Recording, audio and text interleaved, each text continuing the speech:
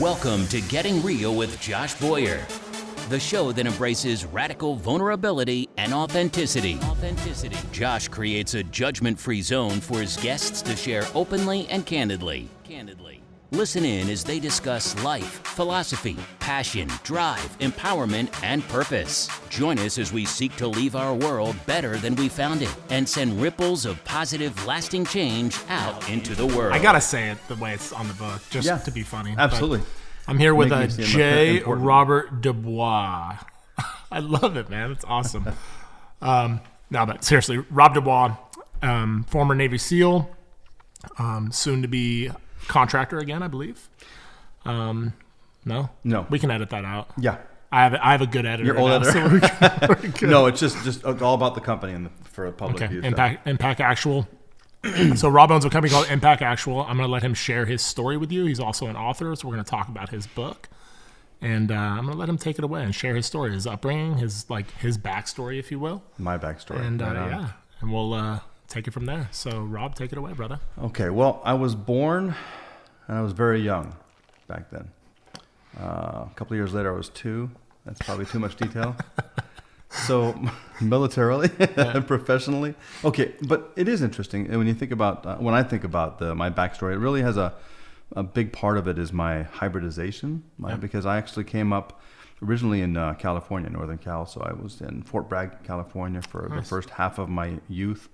My dad was a broker, and he saw this great deal on a property in New York, upstate New York. So we moved to New York, he grabbed it up, and we lived there for the second half of my youth till I left high school and went to the Navy.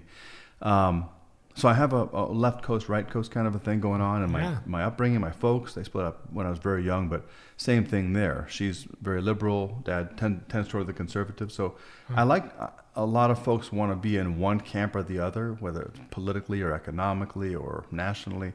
I tend to be a more open-minded because of the experiences I was given early, I think, about seeing the value of multiple sides. And that comes through in my work and actually my career itself, because I went to the Navy and I didn't really know what I wanted to be when I grow up. I only knew that I wanted to be challenged. So, a spoiler for the whole conversation, obviously, as I'm a SEAL. But I didn't know what a SEAL was in 1985. I only knew that, there were commandos. The Marines were tough guys. The Army, of course, had the Green Berets with John Wayne. And I knew that I had intellectual capabilities, too. And they did a test, which we all know from the military, called the DLAB, the Defense Language Aptitude Battery, where they test you, and it's a really weird test for really weird brains that succeed, because the really weird brains that succeed go to NSA, which is full of really weird brains, people that don't think right, but they think right for the need for code breaking, cryptology, stuff like that. Well, I have that kind of a brain, and it came out on the DLAB. It came out that I had a really high score, aptitude for languages, and so they said, we'll give you any language you want if you promise to be in this job specialty, to be a linguist. And that was in the Navy? Mm-hmm.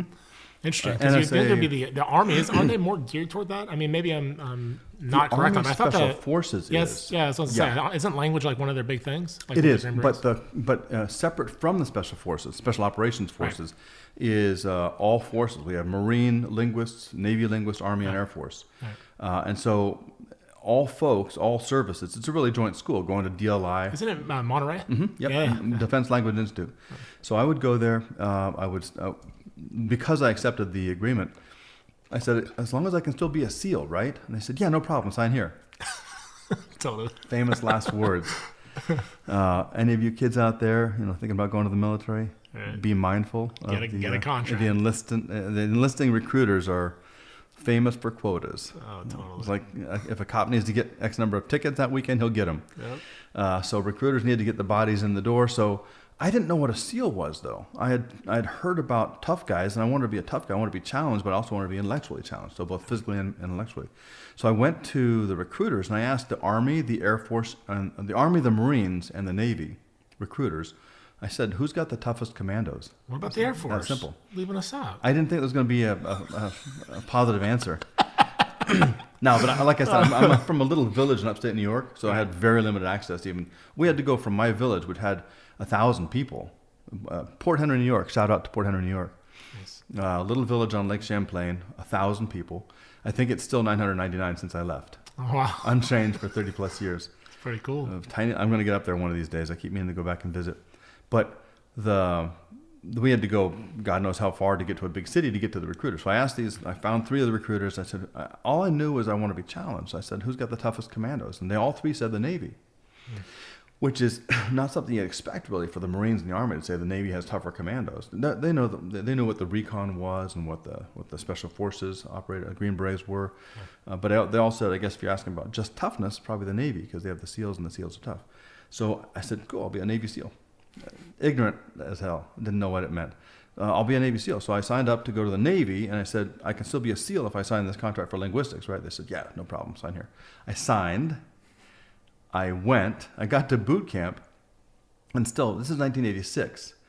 So we were a complete non-issue or non-entity in the public identity. People didn't know what a SEAL was. They just knew. It was like Charlie Sheen hadn't made the movie yet, as far as I know. Right. So it wasn't even out there. There was no Navy SEAL thing. I got it from the recruiter.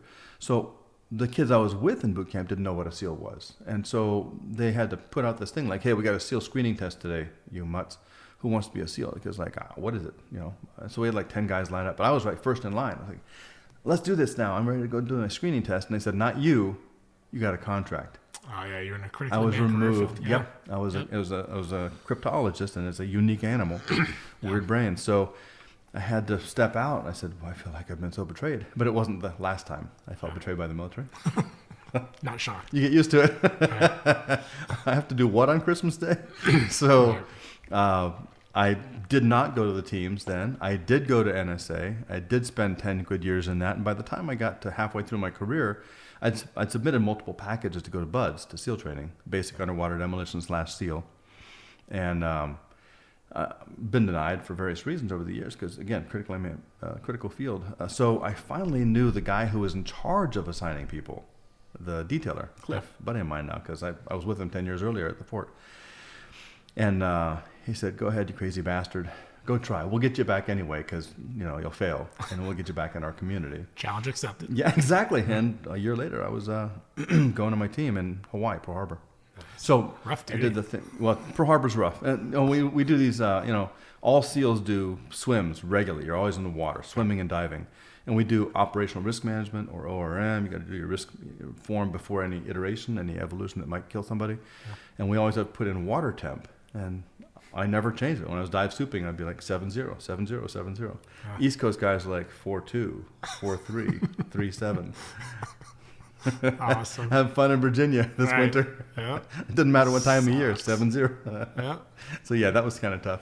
For sure. But I did more intelligence in the teams because the teams didn't know at that time in the mid-90s the difference between cryptology and intelligence. There's intelligence analysis, DIA, CIA. There's cryptology, which is NSA, collecting and analyzing signals of our adversaries, hearing languages in my case. So I got to go to the counterterrorism schools, advanced counterterrorism schools. This was all pre-9/11. So by the time 9/11 came around, I was completely hybridized to be a perfect counterterrorist guy. Yeah. I knew all about collection, I knew all about analysis, and I knew all about the prosecution, going after the bad guys. Yeah. And that was the launch of my career to date, because I took all the stuff I learned. Eventually I became a terrorist in red teaming. What that means is emulating the terrorist, acting like a terrorist, going in and saying, hey, I look at this, I was at Fallujah, Abu Ghraib prison, in El Salvador, all over Afghanistan. And we go in as red teamers and say, Dick Marcinko started, the Rogue Warrior. Yeah. We go in and say, okay, I'm looking at this place like a terrorist. I know his capabilities. I know who's really active in the area, who would try to hurt us. And now I'm looking based on his capabilities to understand who we are and what we are inside of this installation or this company or whatever I'm targeting. Who are you working for at that point? At the time, it was Navy, working out of an agency in D.C. So in your, for guys that work in the red cell or whatever, who are you reporting to? Like, what's your chain of command? If you can even say. Well, a red team is not any one thing for the U.S. government. A red team is really a function, kind of like admin or HR. The red team is one subspecialty of security in which we become expert on all threat types and say, I'll bring this skill set to bear. I've done mafia, red teams, looking at an organization. I've done a lot of it as a consultant too, going after big financial institutions, and we'll look at it like a hacker. How do we they got $100 billion in assets.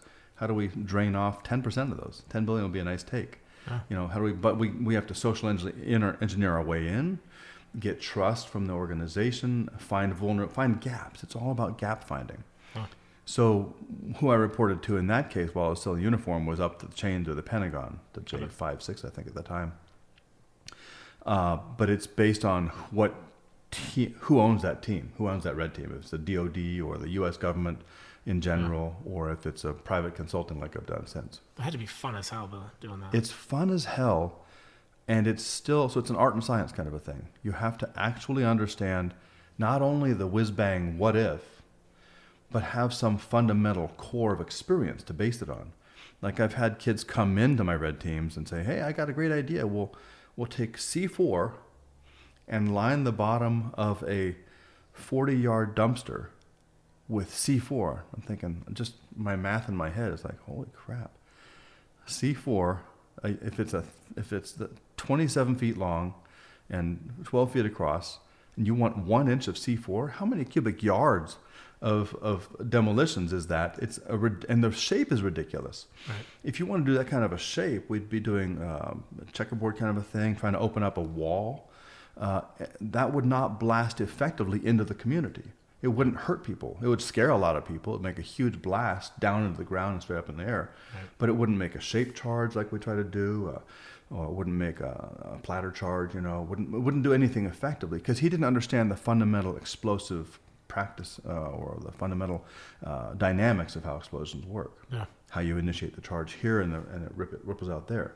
Yeah. So it takes a lot of science as well as the art of saying what if. Were you a good student like growing up, like in high school and stuff like that? Were you like a sharp kid? I'm smart, and I'm a terrible student. Makes sense. So I mean, there's a lot of people like that that don't like. Almost like you're bored, you know what I mean? Like you learn some things and you're like, this is boring. My sons were the same way. Like, this is killing me. Terrible students because they want to move on to something else or do something else. Like, this is boring. Now, it doesn't mean I understood everything all the time. I'm not saying I'm a genius. I'm just saying I'm smart. So intelligence-wise, I have intelligence, but I hate the application of rote memorization, doing what they teach. I hate doing what people tell me to do in the first place. You're not the boss of me kind of a thing. It's a rebellious kind of a nature. So when I'm forced into when I allow myself to be forced into an educational system that says you will do thus and so, I immediately start to resist inside. The same exact history book might be on somebody's coffee table, and I won't put it down. Like, oh, this is so interesting. Read. Cover to cover over 5 cups of coffee. Because it's so fascinating. The stuff's in, but they tell me to read pages 12 to 14, and it takes me a year. Like, oh, this is killing me. It's so hard to read 12 to 14, right? That's the kind of student I am. Yeah, I finished my bachelor's degree last year. That's awesome. I started my bachelor's degree in 1984. Nice. So it took me 34 years to finish my 4-year degree. I like to say I was thorough. It took me 18. So, I just really pack it in there. Get a lot of learning in there. Definitely. And that's why we talk about lessons on peace from a lifetime of war. The subtitle is about what I didn't learn lessons on peace from any ivory tower. I learned lessons on peace from 30 plus countries on the ground with people on every continent, being in war and peace and just hanging out with them in the marketplaces and learning about human beings. And that was the greatest education I've ever had. Humans. Would you want your boys to go to the military, knowing what you know now? Like, I mean, like the experiences that you've had and the things that you've had the opportunity to do. Would you want your sons to go to the military? I would want it in the sense that I would be happy for them to do it. Got it. What I actively desire, as far as want, is for them to follow their passion, follow their hearts. And that sounds very fairy stuff, like, artsy-fartsy like stuff. Oh, so, new age. It's not. I'm saying I truly believe we're designed a certain way individually. I knew that I had to go out and be tested in a way. Like, have you heard of the sun dance, Native American tradition? Yeah. It's a rite of passage. It's a masculinity, a rite of passage, crossing over to become a man. Yep. And all traditional cultures have this. Ours doesn't. The soft, modern, civilized world lacks tremendously. We were talking before the show about gender, and there's a huge issue there. And in my strong opinion, there's not a better gender or a better person. There's a type. Each of us has our own unique makeup, and all of the unique makeups should be honored. And that's where these rites of passage come in, these ceremonies. The sun dance that was shown in A Man Called Horse in one form. A Man Called Horse, basically imagine taking 4 slices down the pectoral skin of a man's chest, left and right. So making 2 little, like half an inch apart, 2 inches long, vertical, on each pec. And then you take a piece of wood and stick it under the skin. Of course, that's very, very painful to begin with. Yeah. They take this wood and make 2 toggles, just like you see on a button-up coat, old-fashioned kind. And these 2 pieces of wood are sticking out both sides of his chest. They tie those to leather thongs or rope, maybe 10 feet long, for example, and they tie that to a post, a big stake in the ground, where all the boys, all the young men, all the young males who want to be men. I don't know what the age is. It probably varies from tribe to tribe, just like the specific ceremony varies. But the sun dance, generically speaking, is a rite of passage in which you cut these tabs under your skin, where you and I both have ink. We don't want to ruin the ink, right? But I would do it for the sun dance. So that's why Buds was my sun dance. It was going to a challenge, going to a test. So the way the boys do it is they have to dance up to the post and touch it and run back and try to tear the wood out, tear through the skin. Wow. It takes hours in some cases, and it's called the sun dance because they're staring at the sun. Because they're becoming delusional, like a chant ritual, so forth, dancing, and run up, touch it, and run back and try to tear it through. And of course, when you're doing it half-heartedly, it doesn't work. Just like you can't break boards half-heartedly. Yeah. You only have to really commit. You got to go through, and then the board will submit to you. It'll say, "I'm open," until you actually force that power through the boards or through the skin. It resists. It wins, and it hurts a lot more. Yep. So the boys win. They become a man when they say, pardon this for all the grandmas in the audience, they say fuck it, and they go run at full speed, tear through the skin, crash through the boards, whatever the thing is. If you just go at it full speed, then you have all the power, all the kinetic energy you need to accomplish whatever goal that is, even if it's like finishing a degree. Yeah, I was I was worried for a minute when I was looking at a documentary on rites of passage around the world, and I think this one was more focused toward Africa. And just the various things that they do, like putting their hands in these mitts that they make, where they have like these huge ants that have their stingers like inserted into this thing, and their hands are just getting stung up. And I mean, it was gnarly stuff. And I was like, wow, like what do Americans do to be initiated? Exactly. Like, what are they doing? And like, it made me wonder, like, dude, are we going to eventually just be phased out? That's what we're on track for. Exactly that. That's my concern. It's scary, man. Yep, we're on track for that. We're on track to be irrelevant if we don't test ourselves. And I don't mean just men. It's not rah macho. I'm talking about humans. Having humans. The women's circle is a traditional circle of women correcting each other. Teaching each other, raising up women to be better women. Right. And this is where it gets really amorphous in today's society, because I am a very open-minded. I'm considered an ally, LGBT ally. I learned that from a lesbian friend. She's like, "Yeah, you're an LGBT ally." I didn't know what LGBT was, right? But this was like early on in the social years. I was like, screw that. A person should be respected. I don't choose. Gaga would say, "Born this way." I don't choose who turns me on. It's part of what a natural response to being alive. We look around the world, respond to what was natural. I have people who are very close to me who are gay and bi, and a lot, of course, straights, right? So my take on it is just respect people, offer respect to others. We can talk about that too. It's a really important lesson from Abu Ghraib prison. I have a chapter in the book called Respect. Yeah, for sure. It's huge, man. How powerful it is. Yeah, I think a lot of the issue, and I talked about it on one of my previous podcasts, that for me, like someone had asked me, like, "Oh, were you a gay basher because I was a football player and I was the football captain and I was the guy that went to the military?" And I was like, "No, I wasn't a gay basher at all. I loved everyone, you know what I mean? But was I ignorant to a lot of the stuff? Definitely." Right. And I was like, and for me, it wasn't a hate thing. It wasn't like I hate this person or whatever. It was like I was just ignorant to homosexuality. I was ignorant to LGBT community. Yep. It wasn't that I hated them. I just didn't know about it. Oh, in my village, I was ignorant to everything. Yeah, I was just like I was just in a little, bubble. I didn't know what was going on outside of that bubble. It's not wrong to be ignorant. Right. Ignorance is a natural condition of not having been exposed to things. Right. In my village, we had one black family. Yeah. Literally 1,000 people, one black family. I could name the family members, and we didn't even know he was my teammate on the football field who was black. Yeah. We didn't even really know he was black.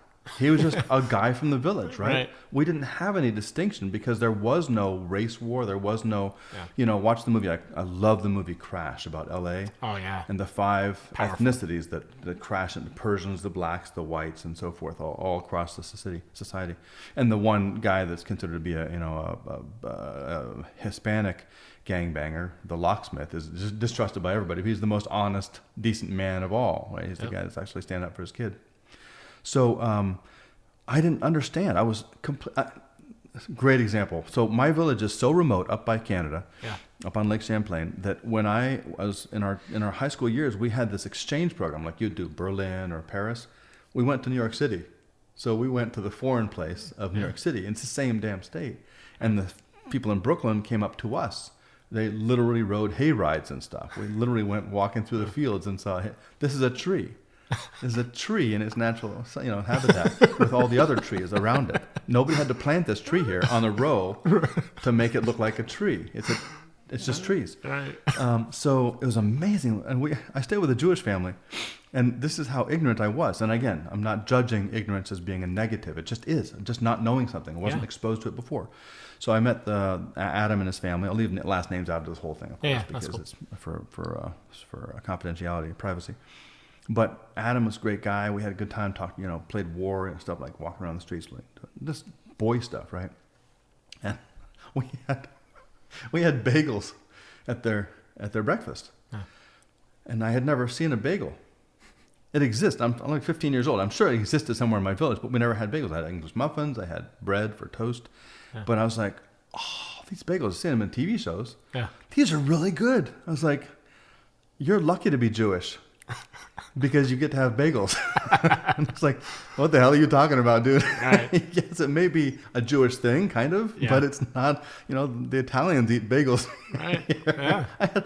We're in front of his house, like on his block, walking back to his brownstone or whatever it was. There's a block, walk up into his house where his family lives. There's all these other houses all in one building. The whole block is a building. I can't understand this. Right. In my village, my sister is number 2 prostitute in all of Kazakhstan, doing the Borat thing. But in my village, all the houses are separate. You live in a house, and that's Rob's house, and that's Jerry's house. So we're walking on his same block.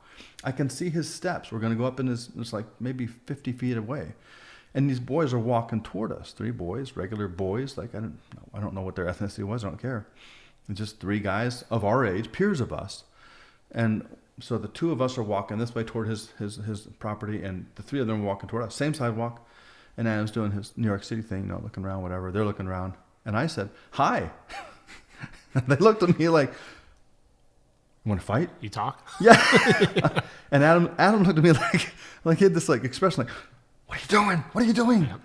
And I was like, and they're like doing this, look at me, and he's looking at me like I'm crazy. And we walked on. Nothing happened. Right. But I was the most confused person of the 5. I'm sitting there, what's this? Why are you acting so weird? And it still exists today, which is weird, right? Yes. You go to Texas, where you think that everyone's running for president. If you're from California, because everyone's waving at each other, it's like, oh, hey, how you doing? Everyone's nice. You say hi to your neighbor, you know who they are. Right. But it's like in California, in some areas of California, you say hello to someone, it's like they grab their purse, like you're going to try to snatch it. What's he going to do? What's he going to do?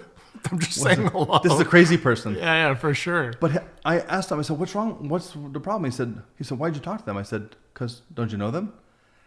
Because where I'm from, I know everybody in my class. My graduating class was 78 people. I knew everybody by name. Yeah. And then I knew all the upper and lower classmen by face, at least. Yeah. I knew 150 people by name and face. Yeah. But he's on his block where his house is there. In my little village brain, he must know these 3 peers of his because they must be neighbors. But they could have been from 2 blocks over. He'd never know them because there's 10,000 people between them. It's a trip.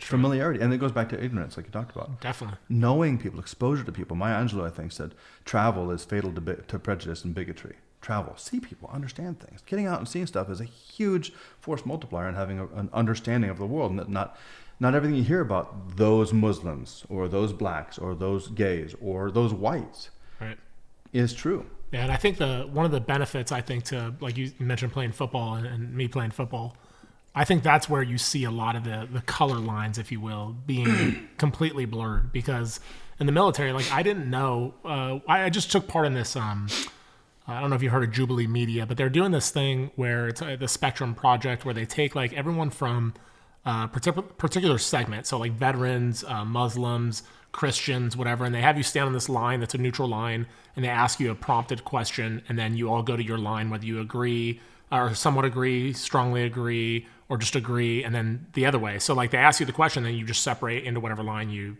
based on beliefs. Based on beliefs, and it's a way for you to come together as a group and kind of like find some common ground with one another and see different points of view. And one of the things that they asked was if the military was, if you felt discriminated in the military. And I put disagree. I didn't say strongly disagree, but I said disagree. And one of the Asian guys in the group who's in the Navy went to the strongly agree side. And I was shocked by that. I was like, what? And I was like, that's crazy. And so he shared his story of like, you know, like everyone thought because I was Asian, I'm smart and I'm good at math and I'm this, all these stereotypes. And none of that was true. I struggled in school. I wasn't the smartest kid. You know what I mean? It wasn't easy for me. And I was a smaller guy because of just my genetics. And so I got picked on for that. Right. And I just wasn't I was the minority because the majority were either Caucasian or African-American. And I was the minority. So it made him feel kind of like left out. He wasn't part of the cool guy club. Yeah, I can see that. And I was like, wow. So it was interesting for me to see the other side of that because I feel like in sports and in the military, it was a great place for you to kind of blur those color lines where it's like, I didn't know. I mean, I knew that somebody, oh yeah, that person's African-American and I'm white, but it didn't matter to me. It didn't matter. They were my brothers and sisters and I didn't care, you know? But to hear someone else's story and perspective was like, that was fascinating. Oh, I yeah. was like, wow. I'm hungry for that stuff. And I apologized to him because I was like, you know, if I ever took part in any, because like there's guys and girls bantering with each other and joking and teasing, but there's all love in my heart. Like I never, if I ever did that or ever participated in something like that, it was out of love and just, you know, trying to bring you into the fold and teasing you and whatever. But if it made you feel a certain way, buddy, I'm sorry. I mean, I personally didn't do it to you specifically, but if I did to anybody else that's listening to this, I'm genuinely sorry, man, because I don't want to make people feel left out or unwelcomed. Absolutely. You know, it's fucked up. We want people. It's practical for us to want people to feel included in this race called the human one. It's the only race that exists. Right. We want people to feel part of the group because if you're a part of, you don't feel like going around cutting people's heads off because they're other than you. They're separate from you. Well, yeah, I think that's the issue that you see with some of these terrorists that are going around doing like terrible things. These mass shootings that we've seen that are happening, you know, just recently, 2 of them. I think these are just broken individuals. Right, exactly. Broken people that are just lost. Yeah. You know what I mean? That like they didn't have an initiation. They're not initiated men. They spent their life in the basement and hung out. For sure. Played video games, not to blame video games for shootings, but just an isolated life. Yeah, I had 2 guys when I was in boot camp. I was a dorm chief, which I think it's called RPOC in the Navy. So I was like the leader of my flight, and it was cool. It's great leadership position. It was lonely, you know, because you're the leader, and so everyone else you're the last one to go to sleep. You're the last one to do a lot of things. The last one to take a shower, and you're making sure that everything's done. It all stops. The buck stops with you. So if everything's missed, it's on you. So I learned a lot about leadership, but one of the things that I learned in that process of being like, in that position of leadership, God damn it, I lost my train of thought right now. About the sense of isolation and how that changes? No. What were we just talking about? I'm going to edit this part also. But this is all about the guys who feel isolated. Oh, so there's 2 guys in my flight that tried to commit suicide in the bathroom. And I remember thinking to myself, like at that moment, like, wow, there's these 2 men that are in boot camp, Air Force boot camp at that. That's not, I mean, it's not challenging. Right. I mean, it's challenging, but it's not the hardest thing in the world. And I remember thinking to myself, like, wow, is this the hardest thing they've ever done? Death is preferable to that. Yeah, they would rather die than just go through 7 weeks of just uncomfortableness. Right. And I think that's what's missing for a lot of people is they fear and try to get away from being uncomfortable. It's like, I want to be comfortable at all costs, no matter what. Right. And I think that's part of the issue, I think, in this country, I think in the world, you know, because I've talked to guys, I had a buddy that's special forces in Germany, and he's like, it's no different in Germany. It's changing everywhere. It's a modern world thing. Right. A softening for Western guys. And I don't know how to change that. You know, I told you before the episode that I went to this men's retreat, and I was like, wow, I was shocked because I didn't feel like I was going to fit in with these guys. I was like, I don't know how I'm going to fit in with them. And I've been raised, kind of in the military. My stepdad was in the military, and then I was in the military. Most of my friends are military type guys, very type A, but also very rigid and also very closed off and not open to things. Fear-based. And very, just kind of set in their own ways. And so I was afraid of going. I was like, oh, wow, I don't know how this is going to go down. And when I went there, that feeling of like being welcomed, into a community, like, oh, wow, this is really cool. Oh, yeah. And it opened me up to a lot of things because I always struggled with like, I want to be hard. I want to be tough, but at the same time, I have a lot of love in my heart. So how do I express that love without being weak, without feeling like I'm being perceived as a weak person? And so I think that's been a struggle for me. And I think that's a struggle in our community, in the veteran community, in the military community, especially. Yeah. There's like a duality of like, okay, I have a lot of love in my heart. I want to help people. I want to change the world. You see people like Mitch, I've had Mitch on the podcast where he's like the violent hippie. Right. I mean? Right. Like he will break your face and rip your head off. Yeah. But he has so much love in his heart. He cares about the environment. And that fighting is that's his circumstances of that moment. It's not his lifestyle, like some violent men, guys who are brutal. He's not a brutal person. He's a guy who welcomes the challenge. A lot of us do that. I love to fight, but I don't fight. I love to fight. I love to train. I like to do stuff in the dojo on the mats. I love to be in my traditional Japanese style of jiu-jitsu. I don't fight because somebody calls me a pussy. Really? Hey, you're a pussy. Okay, cool. Yeah. Anything else you want to say? Because it has no power over me. Right. I said fear-based earlier. That's what the whole facade is about. Yep. Don't look weak. Don't look weak. Look tough. And again, as adolescents, we can't not do that. We must do that. It's biologically required for males to challenge males. Right. That has been that way for a million years. Yep. We watch it in the other species. Yeah. The male's posture. They have to compete to have established order. And that's not out of an ego thing. It's about a social structure, a social order thing. And the antelope, the bears. Somebody's got to be the boss because obviously biologically, the strongest male needs to breed as much as possible for the strength of the species. Right. A lot of people don't like to talk about that, which is weird. I had Larry Broughton on the podcast, and he was talking about how he's raising his son. He wants him to be a loving, compassionate, care about the world type of guy. And he can leave the world a better place, like his father's attempting to do. And he's like, but I kind of want him to get into a fight. Right. It's a weird place to be as a father, where it's like, and I'm the same way with my son. He's 12 years old, and it's like I don't want him to be in harm's way, but at the same time, I want him to be challenged. I want him to be like, you need to step up and rise to the occasion. So like the way that I've done that, I'm not pushing him to fight anybody, but I am definitely pushing him to understand that like in this house, we don't tolerate bullies ever. It's never going to happen. Don't be one. It didn't happen with me, and it's not going to happen with you. Don't be one, and don't allow one to be around you ever.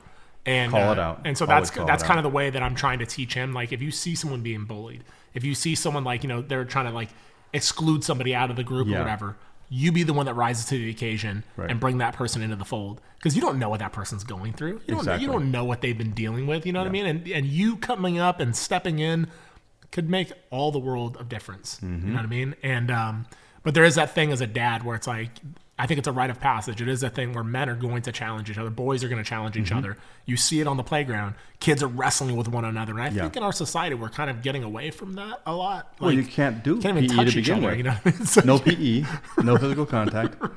Let's get our little straitjackets with padded corners.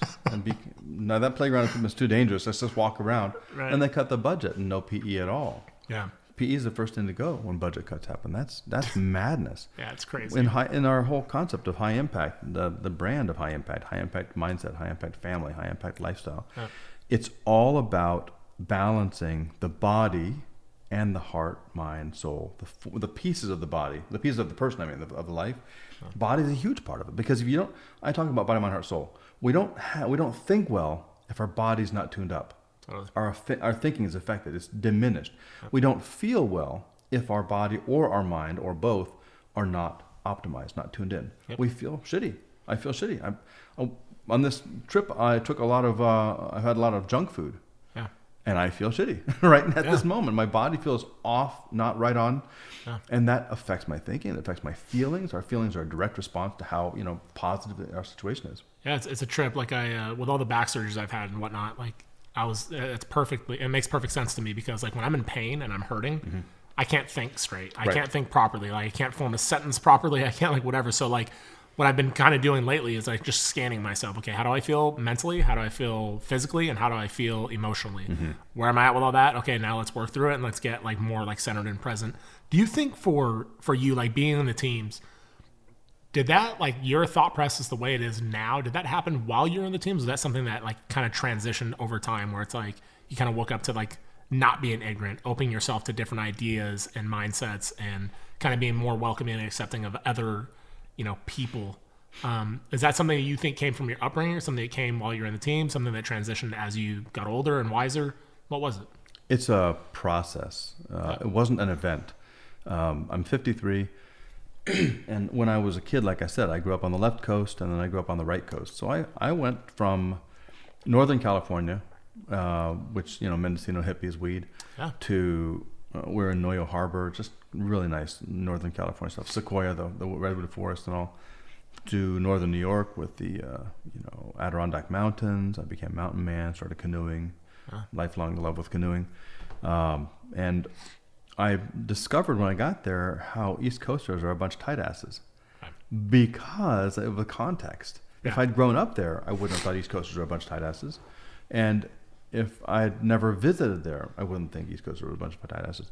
And the fact is, having become an East Coaster, I no longer think East Coasters are a bunch of tight asses. But I kind of know because compared to the West, compared to the East, it's all about context. And what I discovered in the process of being hybridized from birth, from my whole development, my whole upbringing, was I valued differences. Yeah. I appreciated, hey, this is cool. I like these differences. I like these bagels. I want to be Jewish so I can have bagels, right? Ignorance becoming less ignorant. Yeah.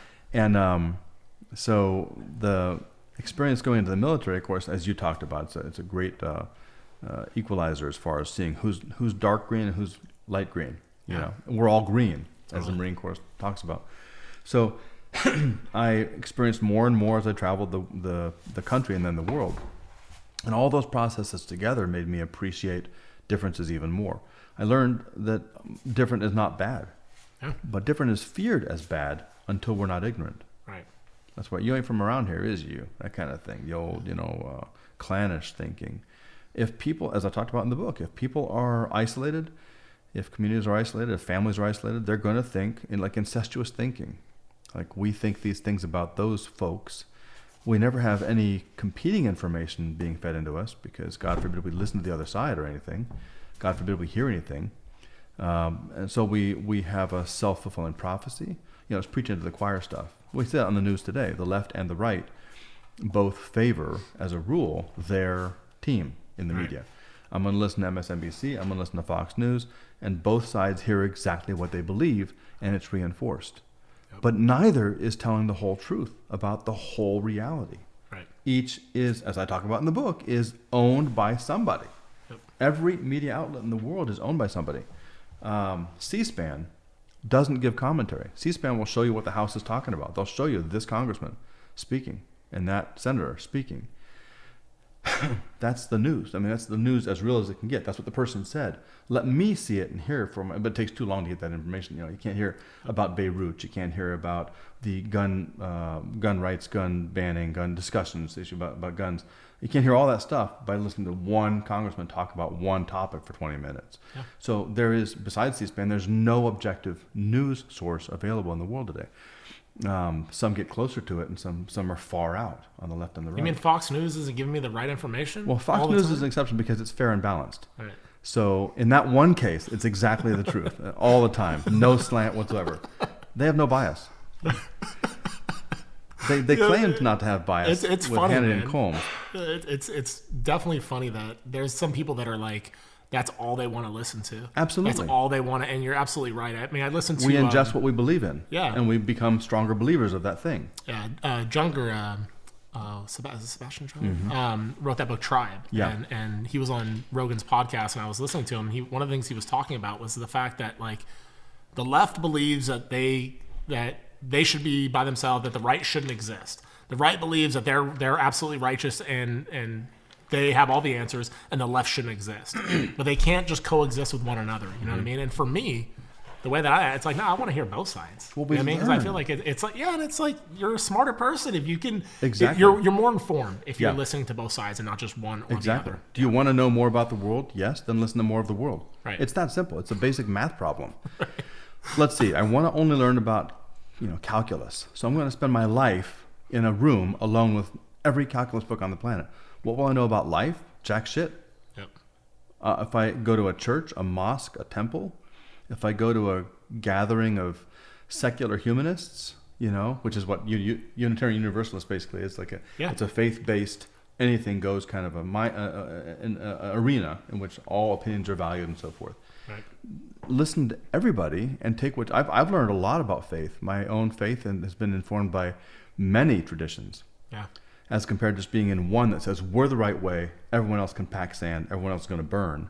That's delicate ground, because if you have a faith, if you believe in any faith tradition, you have to believe it's the right one. Yeah. By definition. So I have that. I have a faith tradition. I believe it's the right one, and I remain open to learning from others. I was taught by a Hindu man on a plane one time about this thing about truth. We were talking. I was asking him. I was an agnostic at the time. Believed in God, did not believe in a tradition. And so I was wide open. We're talking about his Hinduism and my, general view of the world. And I said something, and I kind of shivered like this. Like he said, "What happened?" I said, "I got this like tingle." He said, "That's truth. You just had truth." I said, "What are you talking about?" He said, "When you say or think something and it's true, if it's like divine true, it's like just plain true, because that's what there is of truth. We're looking at all this facade of reality about who's right, who's wrong, about all these beliefs. Again, different is not necessarily wrong. Raping babies is wrong. I'm not without bounds. I draw the line. I'll kill a guy if that's the only way to stop him from raping a baby, right? Right. And globally, 99.999% people will do the same thing. Yeah. Stop that. That's a wrong that we can all agree on, no matter who it's okay to marry, no matter what economic system is right to believe in. It's wrong to rape babies. And I use that as a grotesque example because I have to use grotesque examples to find fundamental truths for people to find, as isolated as they may be, something we can all agree on. Because that's where we have the solutions to this unspoken civil war, undeclared civil war we're living in America right now. We're destroying ourselves from the inside out. Definitely. And a lot of it is media driven. And the right will say it's the MSM, the mainstream media, they're going to destroy America, and Obama wants to destroy America. It's all fake news, right? Yeah. Well, effectively, the left is saying the same thing, and people on the left will say Fox News is a misspelling. It's faux news. Right. The criticism of the right. Yeah. The reality is nobody's telling the whole truth. We have to listen to more of it to get as much truth as we can interpret from all the facts that are presented, because they're all being presented from a slant based on ownership. And I don't know the universe, haven't talked to God and said, hey, here's the deal, Rob, here's the truth I want you to tell everybody. It's not like a prophet. I'm saying that from all of my life experience and analysis and conversations and world, traveling and dealing with people, it's my strongest opinion that most of what we describe as evil is just self-interest. It's just greedy self-interest, people taking for themselves at the expense of others. I'm not discounting the existence of evil. I believe it must exist. Things like The Exorcist, which is a dramatization of an exorcism and a possession. I believe that stuff probably does exist too. I can't say it does because I haven't experienced it. Yeah. But I have experienced massive, massive mountains of self-interest at the expense of others. And self-interest is a completely agnostic term. I talk in the book about how in Power of Peace, I talk about how Adolf Hitler and Mother Teresa both operated from self-interest. He couldn't tolerate the existence of millions of people alive, and she couldn't tolerate the suffering of millions of people alive. But each one of them was driven by their self-interest. Yeah. The robber and the husband. Another scenario I use as an example, because it's like parables are a good way to teach, right? To give a story to make a point clear. So in the parable of in the case of the self-interest, I talk about the robber who comes with a pistol. Picture the Batman scene, Batman's parents in the alleyway, and he comes up with a gun. He's like, give us all your money. I'll shoot your wife. He points the gun at her. The husband will often step in front of the wife. Right. Again, back to gender issues, these are fundamentally true. There are fundamental truths that we can pull out of it that are not discrediting or discounting or disrespectful to any group, to say there are gender generalities that are good and decent. And a lot of people appreciate this pattern of a man protecting a woman. The man's bigger than a woman. It's a simple, again, back to basic math. Yep. Who should be in a fight if a man comes to attack two people? One's a man who weighs 200 and one's a woman who weighs 120. Who should probably fight the guy that weighs 200 pounds? Duh. And I was talking recently about this whole article I saw by one author that was saying that we don't need women, no longer should be pursuing or attracted to males who are bigger than them. Ready for radio. Yeah. So no, I agree with you completely. Where did that process start for you though? Because I feel like the way that you think, the open-mindedness that you have, the ability to see all sides of a certain topic or view. I don't think that's something that's celebrated within like the teams, or maybe it is. I've never been in the team. So no, it isn't. No, it's discouraged there like it's discouraged everywhere else. Right. So groupthink is the way to think in any group. So where did that change for you? Where did the process start for you?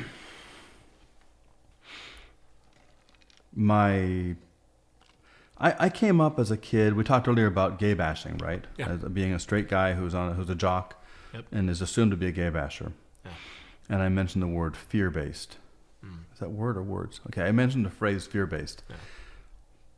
Machoism is a fear of the weakness every man knows inside. Every man knows it inside. Every man I've ever talked to, honestly, has admitted to having the fear inside about being inadequate. Men fear inadequacy. We're hardwired to fear that. And the fear of the inadequacy drives us toward greater adequacy. Yep. So we become more of what we want to become based on this technically unhealthy energy, this motivator to stop being a pussy. Yep. I am afraid I might be a pussy. What if I get in a fight? I'm afraid of a fight. I'm afraid of getting hit in the face. All these things you have to cross the line. The first time Mitch got hit in the face was probably not a pleasant experience. He was probably fearful in the minutes before he got hit in the face, and he got hit in the face like all of us discovered weight. Yeah, it's not comfortable, but it's survivable. Yeah. I got hit in the face. Ow. If you hit in the nose, it hurts worse, of course. But hey, I got hit in the face, hit in the nose, whatever. I got hit. It's like when you realize how insignificant a strike is, an individual strike, then you realize you begin to be more powerful, but nothing changed about your metabolism. Your physiology didn't change. Your mindset changed. Mitch talks about mindset, right? Yeah. I talk about the high impact mindset. High impact mindset. Everything's about perspective on balance, open-mindedness, because in this body, mind, heart, soul concept of Bomheso, of the four aspects of a life, the mind is the part that understands so much and can be exercised. You can exercise in simple things like Sudoku. You can exercise in simple things like a scintillating conversation. Now, you can exercise the heart and the mind at the same time in one conversation. You can talk to somebody about something that's a spirited debate about gun control, gun rights in America. And in that same process, you can come to an emotional connection with that person and realize, hey, this person's not a monster. No laser beams for eyes, no horns on the head. This person has strong beliefs about this thing because of something that is part of them internally. Anybody who's ever suffered a violent crime to themselves that would have been prevented by a pistol is probably going to be in favor of owning pistols. Right. Anybody who theoretically thinks that pistols don't solve anything will likely be against them because the misuse of pistols or the misacquisition of pistols has been used to hurt innocent people. Each one of those positions is very sound. Yeah. Each one makes perfect sense. Why would I personally I'm a guy who says gun rights in America should be sensibly designed and enforced. It's really that simple. But the right crowd and the left crowd on these two issues, and again, I'm speaking in politics on this issue, and it sounds like it might be misapplied there. Like it's a very much political issue because it's been hijacked as such, as has everything else: abortion, gay marriage, the economy, gun rights. All of these things, immigration has been politicized. Everything's been weaponized politically, and every player in the team and the game on the right and the left accuses the other side of weaponizing politics, weaponizing race. Everybody's doing it. Everyone's manipulating the truth that we hear because it's marketing. Politics is 100% marketing, just like the media is 100% marketing. They got to sell soap. The fundamental truth is they have to sell soap.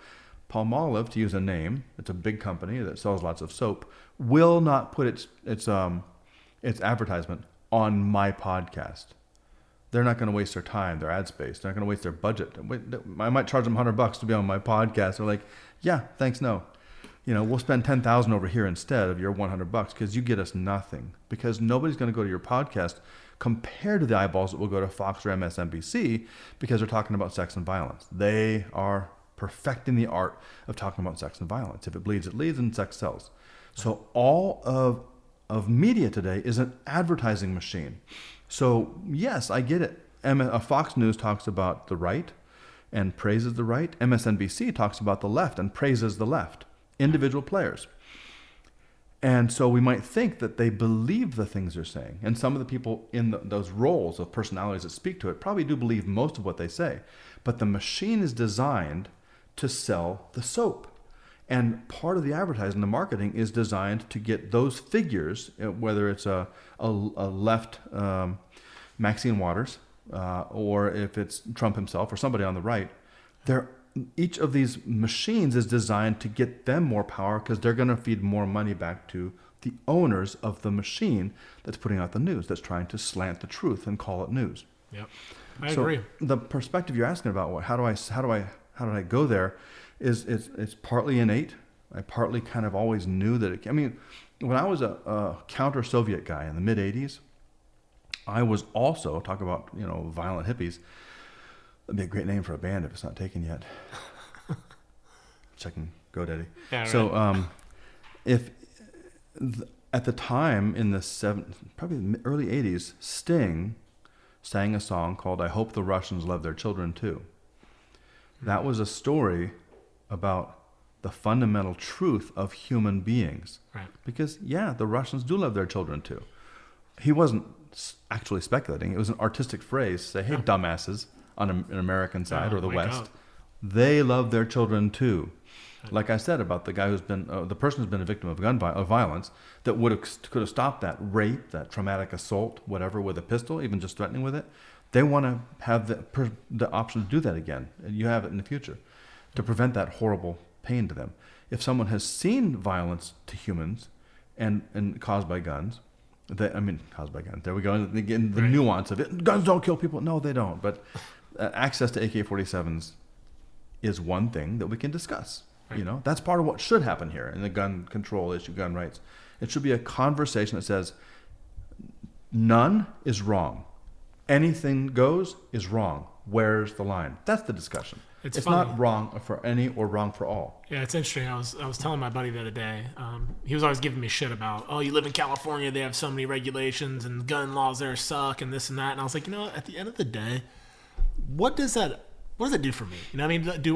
Does it really affect my life to the point where it affects my family and things? No, it doesn't. Right. I own guns. They're in my home because I believe in them. I train with them. I believe if you own a gun, you should be a responsible gun owner. Right.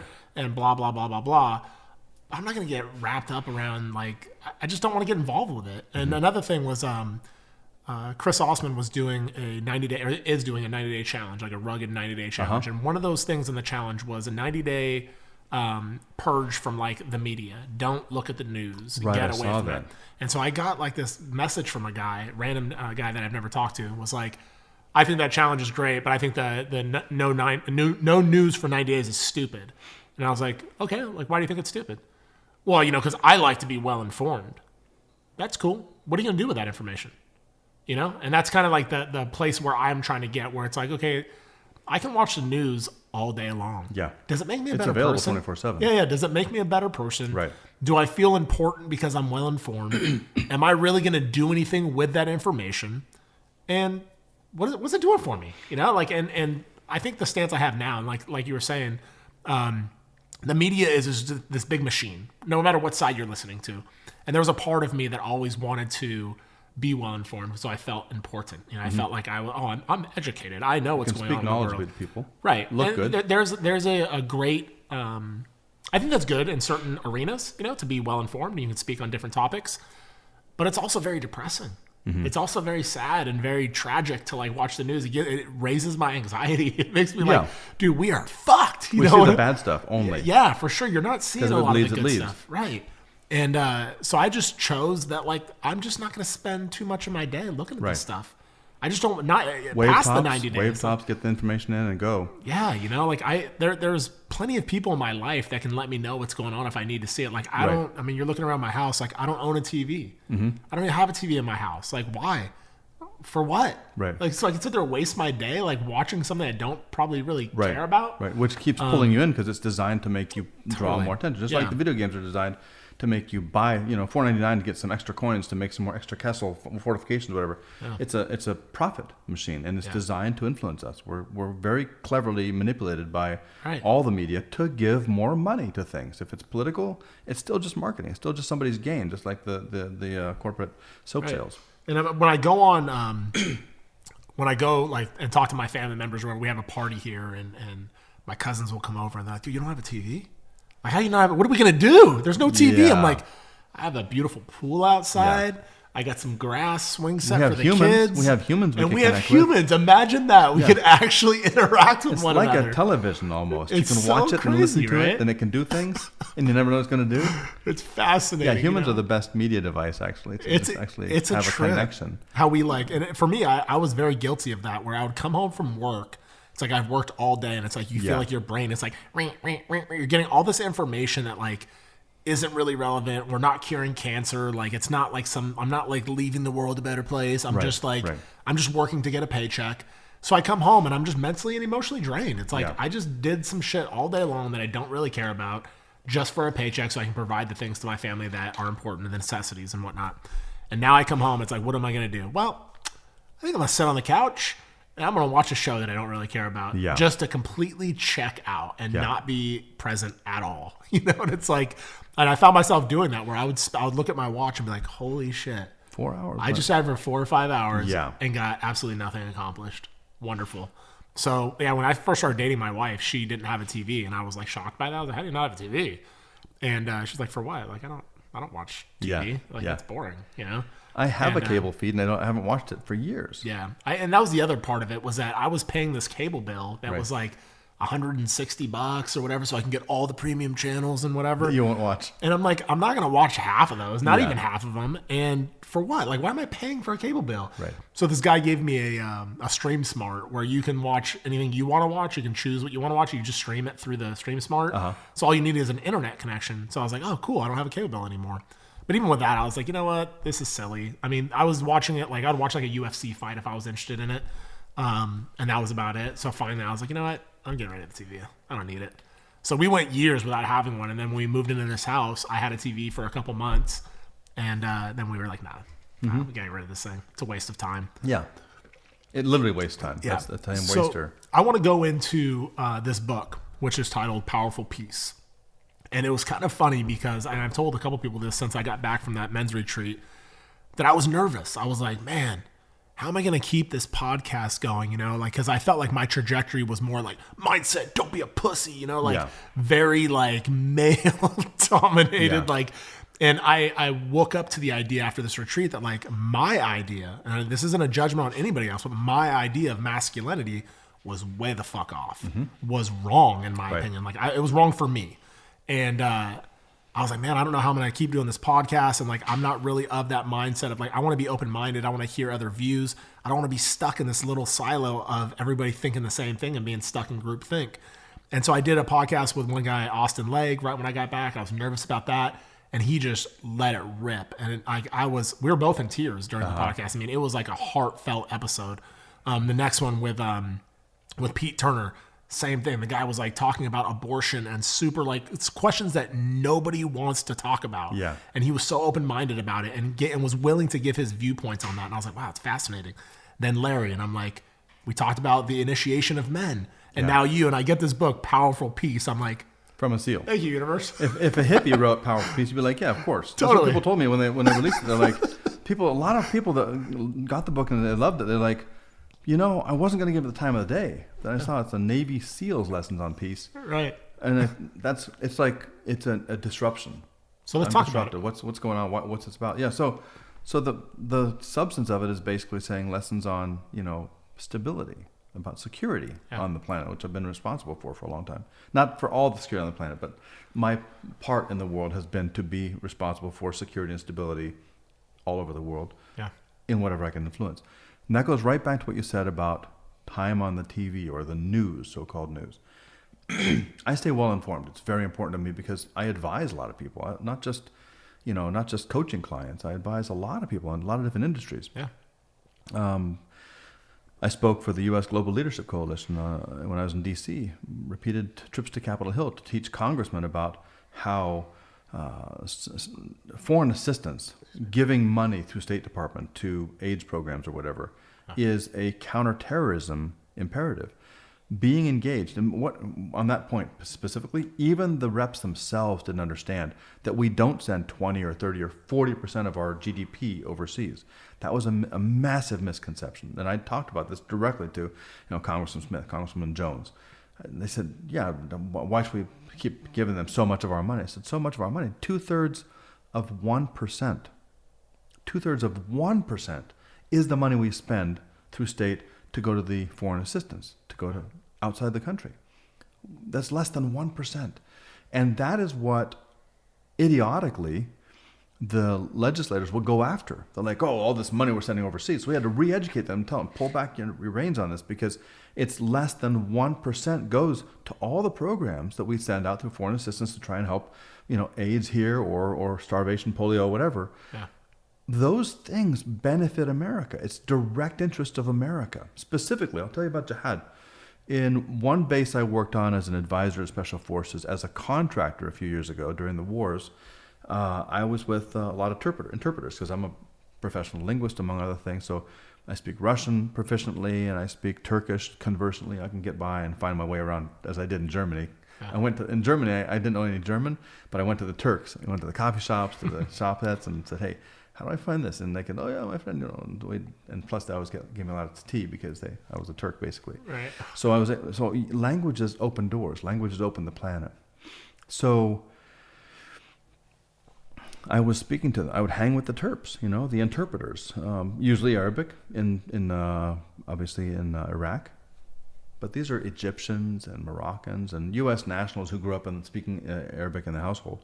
And so one guy named Kami, Kami, was an Egyptian, a devout man who looks a lot like, as I talked about in the book, Ayman al-Zawahiri, the guy that is the leader of Al-Qaeda today, the guy that took over from bin Laden. Zawahiri is balding, gray hair, a long gray beard, and has a devotional mark on his forehead from pressing his head to the floor in prayers. Well, Kami looks very much like him, and he was of an age, so Kami is a little older than I was. He's a devout Muslim. That's why he has the mark on his forehead from pressing it.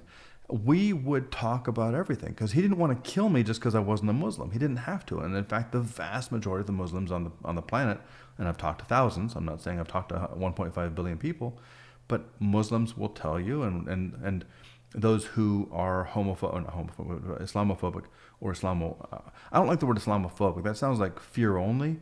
There's a hatred. And it's a hatred that's born in fear. That's the key. Homophobia itself, gay bashing, like we talked about briefly, that is based, in my strong opinion, on guys who are afraid of gays. Do I have gayishness in me? Am I hiding it? And if I'm hiding it, I'm going to be very hostile to those that have it so I can show to everybody how I can't be it.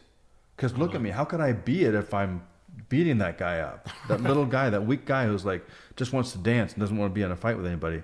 I can batter that weak person compared to me because I'm a jock and I'm a football guy and I'm out there bashing people for a living. I'm bashing people as part of my work as a SEAL. It's the most insane dynamic because to bash somebody smaller and weaker than you is the definition of brutality and of bullying. It's pathetic. It shows so much weakness to be a bully, whether you're doing it in social media, abusing people from your position of power, calling names and all these things, or if you're doing it on the street, beating up somebody who's smaller and weaker than you is like the greatest admission of weakness. So Kemi and I, back to this discussion with this Muslim who we talk about Islam because I've lived everywhere. You know, I've my best friend in Turkey, Hayri, is a son of a muezzin who does the call to prayer in the mornings. So we talk about Islam, talk about faith, talk about dignity, talk about human respect, and we just had a great conversation. He smoked a pipe, I smoked a cigar. You know, that's the distinction between us. Yeah. But one time, while we're walking on this very isolated special operations base, he saw a little Iraqi boy walking across the base. He's like, okay, that's weird. That doesn't mean, did not compute. I knew the story because I've been talking to the commander. Yeah. He said, there's the boy and his father, a local civilian, obviously, and a handful of soldiers walking along. It wasn't like, you know, security watching them. It was just some soldiers escorting them across the base. And he said, why is that boy on our base? He wasn't mad. You know, it's like it was closer to him as a young Muslim Arab than I was to Kemi. He wasn't upset about it, but confused. And I said, that boy just got back from Germany because our Special Forces commander, who I won't name here, obviously, spent a lot of money for this local village boy who had a life-threatening condition, a tumor in his stomach or something, and he was going to die. And so we invest as Special Operations Force. We invest a lot in things that don't kill people, that unkill people. Right. And this boy had been shipped to Germany for life-saving surgeries on the U.S. government, thank you, Uncle Sam, with his father to accompany him. And now they're back, and now they're just arriving back and going to be settled in and moved back to their town to go meet mom and the kids and say, you know, hey, he's all right. Spread the news. Yeah, exactly. Tell what happened. Yeah. And it's still... See, the shit that affects me, I don't care about the violence. Violence is a tool, and I'm happy to use violence. I'm really good at it because sometimes it must be the tool that's used. If a suicide bomber walks in and I'm carrying, and he says, God is great, and you can see he's about to push a button, and he's got a bulky vest on, I'm going to shoot him in the face. He's going to fall down. He doesn't push the button. The kids that were getting candy nearby don't die. It's the right thing to do. He's going to die anyway when he blows himself up. Violence is a very appropriate tool, just like surgery. You know, we talk about surgical strikes, right? But the stuff that really gets me is this human stuff. When talking about Kemi, talk about people I've seen suffering in Uzbekistan. There was this boy that was melted. His face was melted at the market. I hung out at the bazaar with him because Turkish and Uzbek are very close. It's Turkic language, so I hang out in the bazaar a lot when I was doing some training over there in Tashkent. So my heart goes out to human beings of all complexions, of all backgrounds, and I don't have this cosmic war fear of faith. I have a faith. I have a strong belief in God. I'm absolutely certain in my life I have an absolute certainty of God's existence and God's love for me and God's love for every fucking human being. And I use the word cosmic war because a friend, associate colleague, Reza Aslan speaks of Beyond Fundamentalism as one of his books. He blurbed Powerful Peace. I think he's on the book, on the back here. He says, nowhere is the cost of failure higher than in the life and death struggle of armed conflict. Now, Robert DuBois. Rob DuBois harnesses that real-world sense of wartime urgency to guide our search for solutions to challenging problems. He takes us on a crucial and unprecedented mission for a retired Navy SEAL. The relentless pursuit of interpersonal, that's what it's all about, all the stuff. We've evolved from to Impact Actual, from the SEAL peace stuff and Powerful Peace. Relentless pursuit of interpersonal and international peacemaking as an imperative for global security. So Reza talks about cosmic war, which is what the certain set of Christians thinks, and a certain set of Jews thinks, and a certain set of Muslims thinks. This is a war of good versus evil. If they call themselves that, they're in the evil camp. They deserve to have their heads cut off, or be shot on sight, or blown up in their houses. Yep. And it's all fucking wrong. That is not true for any normal family in any faith tradition in any part of the country, anywhere in the world that I've seen. Everybody's just trying to work it out, trying to make life happen.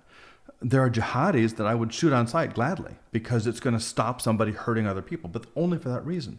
Yeah. Otherwise, there is so much power, powerful peace. There's so much power in having the courage to confront somebody and get in their face and say, listen, that's not acceptable behavior. I've done it at a cheer competition. I did this one dad was being an asshole, probably had some beers before the competition, and we're all losing our minds. Dads at the cheer competitions are the ultimate victim. 10,000 adolescent girls are screaming at the top of their lungs for 10 hours straight. And we're there to support our daughters and our sons. And we love them so much. We'd endure anything. So we suffer for 10 hours of screaming by 10,000 girls at the top of their lungs. And everybody's having fun. The moms are into it because moms are like advanced girls, right? They're like girls who aren't girls exactly anymore. Right. So everybody's into it except the dad's like, I love my baby girl so much. This is awesome. Go, baby girl. You know. So this dad reacted like I wasn't externally acting. He was like, you want to fight to some other guys, like two dads. And the one guy's like, what are you talking about? We're crowded in the big hall out front. And there's like people pushing by, teams. The little girls are trying to go someplace with little bows on their heads and everything. And I dealt with it. I dealt with violence without physically touching anybody. The guys were like getting closer than you and I are. And the one dude who was antagonizing the other was like, hey, you want to, you know, and it's like the moms and the other guys were like, what the fuck's wrong with this guy? And I didn't want to see violence in that moment. So I used violence of a form. I said, hey, God, I got right up in his face. I said, dude, you know, hands were up. It was clearly I wasn't striking him. Yeah. Dude, there's like 10,000 little girls here, right? You want to act like this right now? And he immediately postured down because I touched him where it counted. I touched him where his honor was. Yeah. And that's a man thing. Totally. It's not like women can't have honor. I'm not suggesting that. I'm saying that I will go man to man to a guy and touch him right there. Say, this is unmanly. You know, you're acting like a punk in front of 10,000 little girls. You want to fight a guy right here? I mean, there were two dudes at a hockey game a few years ago, dads fighting over a hockey game with 10-year-olds on the ice. And this one dad hit the other dad in the face, knocked him down. The guy hit his head on the bleacher and died. So now you got a dead dad, an imprisoned dad for manslaughter, and a whole stadium full, arena full of traumatized children because one guy couldn't fucking control himself. Pull your head out of your ass. Be a man. Being a man means to step up to the challenge, whatever that is. It's especially and most often self-restraint. Right. It doesn't mean go beat people up because you can. The true power is in not beating up people even though you can. That's true power. Yeah. If I can't beat somebody up and I don't beat somebody up, what have I proven? I've proven that air is clear. I can see through it, right? It's like the most obvious thing in the world. But if people know I can beat people up, and they do, people perceive, they sense it, they know, especially bad guys. Bad guys, the criminals in the alleyways waiting for weak targets, they know when a capable person walks through. They're like, oh, okay, look for the next incapable person. Right. Just hands off, wave off. Because when you have the presence, as I talked about recently, you don't have to prove you're a man if you are a man. Maggie Thatcher said, being a leader is like being a lady. If you have to tell people you are one, you aren't. It's interesting. It's self-evident. Kind of, it's like what we talked about earlier. When I came to the realization of like, here I am, like I'm the man of my house. I'm the leader of this. Because you doubted it. Whatever. And you had to prove it because you doubted it. It was my insecurities coming. Yeah, it was my insecurity coming out, being like, let me tell you I'm the man of the house. Let me tell you this. Until I believe it. Right, exactly. And finally, when I got to the place of like, I don't need to say that at all. I just am. What I mean? And it just is what it is. And you could see even the shift in the dynamic of my relationship with my wife, like completely changed. Right. And she's like, wow, there you are. There's the man. There he is. Welcome. Yeah, totally. Welcome to the marriage. Yeah, because I had like an idea of like I needed to be a certain way. Right, the facade, the role. Right. And it was all insecurity. At the end of the day, it was just insecurities of not being confident of where I was, what my position was, and all these other things. But no, that's fascinating. And it's funny, I was in a bar with, I don't drink anymore, but I was in a bar with a buddy of mine and his wife and my wife. And I was standing in line for the bathroom. There's a guy inside the bathroom, and it's one of those doors that has like some glass. It's glass, but it's like I don't know what they call that. Frosted glass, I guess. Yeah, so you can't see. You can see the silhouette, but you can't see through it. And so you can see there's someone in there, and he's like walking around. He's not like on the shit or whatever. He's like walking around the bathroom. Who knows? Probably doing some blow or something. Who knows? And there's another guy like waiting to use the bathroom. He's getting so pissed off because he needs to use the bathroom. This guy's in there clearly walking around and not doing shit. And so he gets out of the bathroom. He's like, what the fuck you doing, the motherfucker? They start having words. And so I'm behind them, and they start getting ready to go at it, and I jump in between them. I'm like, what the fuck are you guys doing? You guys are going to get in a fight over a bathroom. You're both going to go to jail. And for what? For a bathroom? Really? And so you still got to go, big guy. Right? Go. So the bigger of the two kept going toward me, and my thumb like kind of got bent back, and it hurt like a son of a bitch. And so I was able to like maintain my composure, whatever. They ended up not fighting, but I grabbed my wife and I grabbed my buddy, who's a police officer. And I was like, let's get out of here. So we leave. And I get to his house. I'm like, can you believe this shit? Like, I was growing up, I was always the guy that was in altercations, fighting and doing this and that. And here I am trying to break up a fight, and I hurt my fucking thumb. Yeah. You know what I mean? Like, I was injured today. Yeah, seriously, dude. It was all bruised and everything, dude. It was bad, you know? But you did the right thing. Yeah, for sure. I wanted to intervene because I've been to jail. Mm-hmm. I know what the ramifications are of fighting and being an idiot. Right. And for what? There was no honor in that. There was no, like, it wasn't like you were sticking up for somebody weaker or, like, whatever. You're just going to fight because you're drunk. And you're being an idiot. You're probably going to piss yourself if you still have to take a leak. For sure. You're going to fight while you got to take a leak. That's a lose-lose. Yeah, for sure. Just stop fighting now and go use the bathroom so I can use the bathroom because I got to get in there too. Definitely. So it was a win-win. You know, he got to use the bathroom. I got to use the bathroom. The bad part of it was that I hurt my thumb in the process. But, you know, it is what it is. Let me tell you about Kemi and this result of this event we had. So it comes all around again to bigotry, to bias, to fear, right? Yep. Fear is the underlying cause of most hostility. Now, I say most because sometimes if you really did have your children ripped apart by an Israeli rocket or missile, then you're really going to hate Israelis. Mm-hmm. If you really did have your children ripped apart by a Palestinian missile, improvised missile, a rocket, you're going to hate Palestinians. Because it's a response, just like the person who's in favor of guns. Yeah, I'm so glad we're having this particular topic. Okay, I'm all about it. Whatever we got to talk about. Well, because I have I took a class in international relations, and the Palestinian-Israeli conflict was part of that curriculum, right? And I went to I was at a dinner, and my buddy's dad was there, and he said something about, you know, these Palestinians are such terrorists, you know, Hamas and like this and that, whatever. And I was like, well, how would you feel if someone came into our country and just said, hey, this is ours now? And they just took it. And not only did they take it, but they didn't honor the agreements that you had. And they kept imposing into your territory. And the world said, yeah, it's cool. Yeah, it's totally cool. And they're totally backed by everybody. And it's totally cool. Like, how would you feel? Would you... Oh, so you're a fucking terrorist, you know, supporter? Right. Oh, okay. This is going nowhere. No, I'm not a terrorist supporter, man. Yeah, like, I try to see the world from two different views, not just one, you know? Because that's where the solutions live. Right. The solutions do not live in the objectification, the animalization, the vilification of the other people. Right. It lives in saying, okay, why are you acting like this?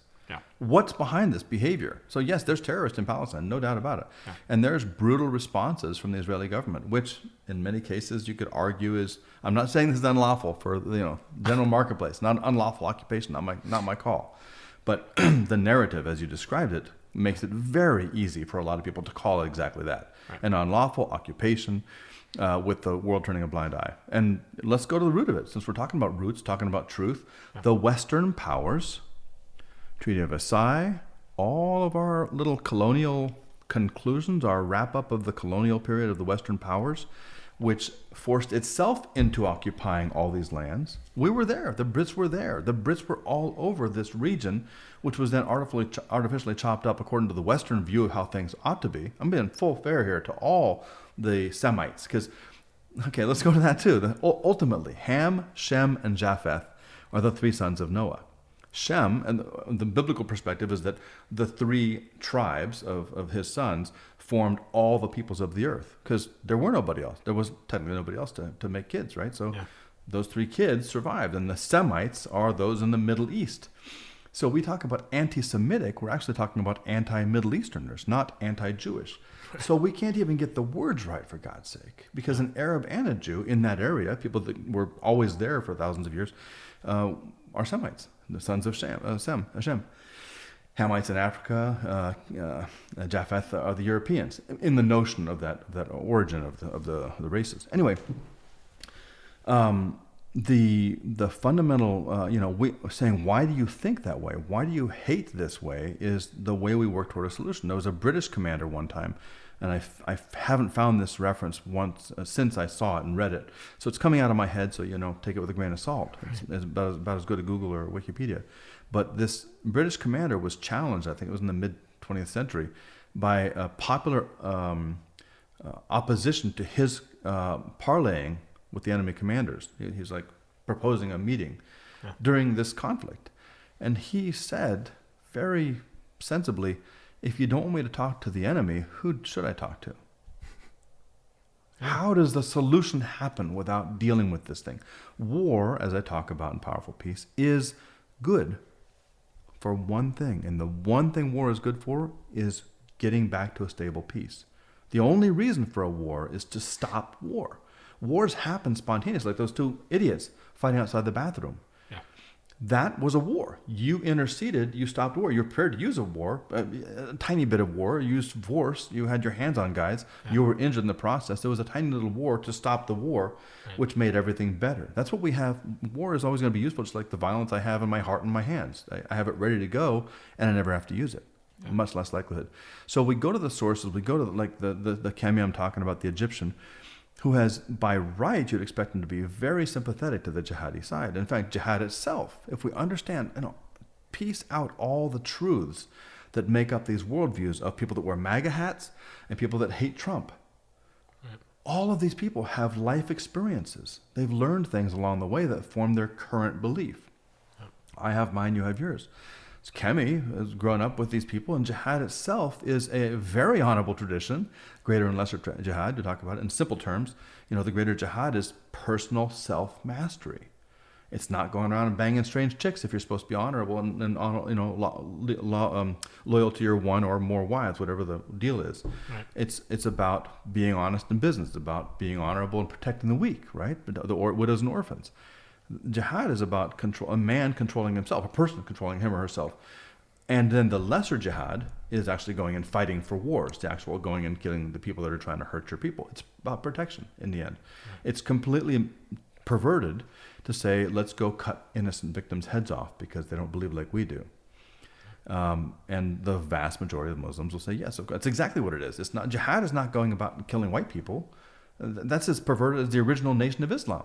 The original fundamental concept of the Nation of Islam, or black Muslims in America, was the Honorable Elijah Muhammad, the founder of the Nation of Islam in the 30s, I think it was, met a Saudi man, a Saudi speaker in America. And I can't remember where he was from, but the man who became Elijah Muhammad and led the Nation of Islam and spawned Farrakhan and Malcolm X, he was convinced by teachings he received that whites were so inferior that they weren't even humans anymore. That's a fascinating story. I can unpack it in about 2 minutes. But long story short, he was abused horribly by virtue of being a black man in America in the 30s in the U.S. It was not a good place to be. Down south, we had lynchings. All across the world, there was, hey, boy, you getting uppity? Hey, don't look at my woman. It was just an inferior position, socially speaking. And for men who, back to gender issues, must have, biologically, instinctively, must have dignity. We require dignity. If it's a pygmy, in Africa, or a 7-foot-tall Dutchman in Holland, it's a man with a man's heart that must have that sense of social parity. And we, as the big round eyes or the guys in the hobnailed boots walking around the world and conquering things, typically demean the manhood, the humanhood of others. By no means am I criticizing all white people. This is so often misinterpreted. I'm not saying all white people do this or all white men do this or all Americans do this. There are too many instances, I'll say that. There's too many instances in which we blindly inferiorize other people if they're smaller than we are or darker than we are based on our own belief systems back in the makeup of our teachings. And so isn't that strategy, though, kind of, in a way? Isn't that kind of like strategy? Like, for example... to weaken an opponent? Well, that and, you have, Lieutenant Grossman's book, On Killing, where they talk about, they don't even call, Vietnamese when we went to Vietnam. They call them gooks or slant eyes or whatever. Because, you try to dehumanize them so it makes it easier for them to kill. Or easier for you to kill them. An actual enemy. Yes. Right. I'm talking about allies. Our green, we talk about blue forces are good guys, the good Americans and the people that support us. Red forces are the bad guys named Ivan or Ahmed. And the green forces are our local government officials, the fellow Iraqis, who are called ragheads by some Americans. Wow. The fellow Thais who have all kinds of slurs against them. I had an experience one time. I used to actually intervene, I was a liaison in Iraq, so around Baghdad and so forth. I would sit down with the J2 of the Iraqi Ground Forces Command in 07, 08. Every month or so, we'd sit down and talk around a table about what the issues were. A small table, 4 or 5 of us in there. I was talking to the number 2. One of the number 2 guys in Iraq of the military, because he was the J2, the intelligence boss of their ground forces command. And I'd say, well, what are your issues? And he said, your men are disrespecting my men. Still, we talk about it every time. That's still happening.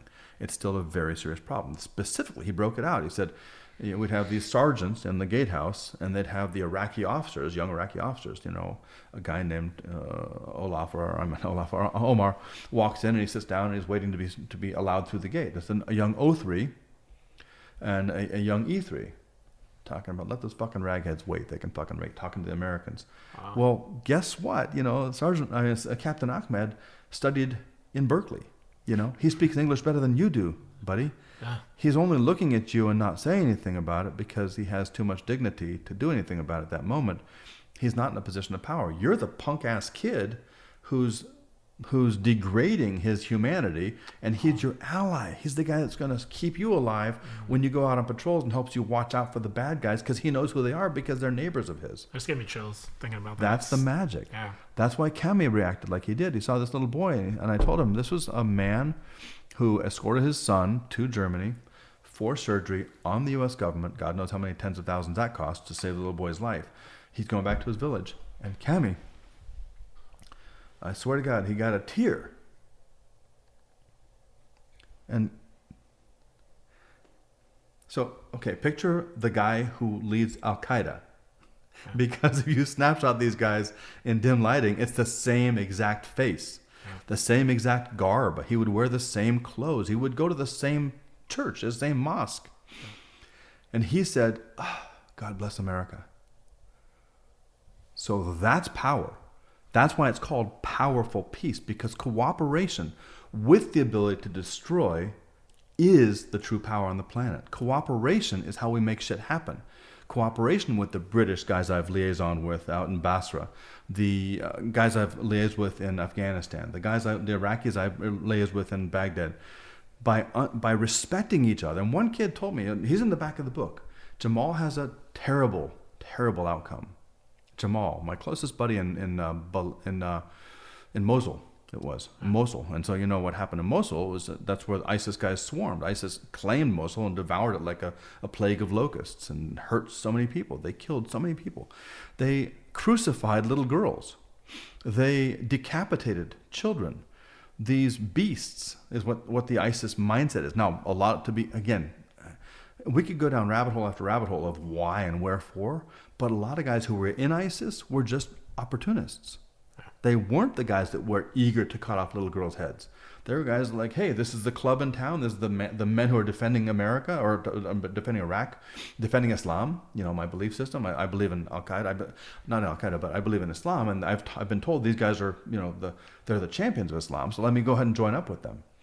Most of the guys in Iraq, most of the insurgents, I was reading detailed detainee reports before I deployed over there in 2007. Most of the guys said, I could give two shits about a jihad. I care about, this is the work I want. We don't have employment over here. And in Basra, the worst case ever, you'll have a chapter here. It's called Alternatives. Chapter on alternatives. Subtitle, I won't make my wife a prostitute. May I tell your listeners what that story is? So, please. It's in the same time frame, the same couple of years I'm doing the Iraq gig, talking to, Cami, this guy who is a devout Muslim. You could call him a fundamentalist Muslim. You would not call him an extremist Muslim. He was working on our side to help us prevent the guys that want to cut heads off, as was Jamal, the guy who concludes the book. Very impressive young man in Mosul, probably 22 at the time. He quit college as a computer scientist to go and interpret for us. He was called a dog by the jihad, called a dog by the insurgents, a pig supporting the American invaders, all the stuff he dealt with on their side. And then he was treated like a dog by too many people on our side. And that's what led to his catastrophic conclusion. I'll let the readers read about that, but it was I just interviewed a guy kind of similar, but he's still alive. The terrorist whisperer, Hamid Jassim. Yes. I really am looking forward to meeting him in person. Yeah, incredible human being. We've communicated a lot. He's a hell of a guy. His story is phenomenal. We didn't really go into resisted the jihadis and the insurgents. Yeah, and we didn't go into the details of how he was treated by the Americans too much. But I'm sure if I would have dug it now, that knowing what I know from you, I should have dug deeper with that because he was what probably too dignified to talk about it. He's like, you know what, that happened. It happened to me. I suck it up and move on. Try to keep moving the ball down the field. So what in alternatives, so I was in Basra.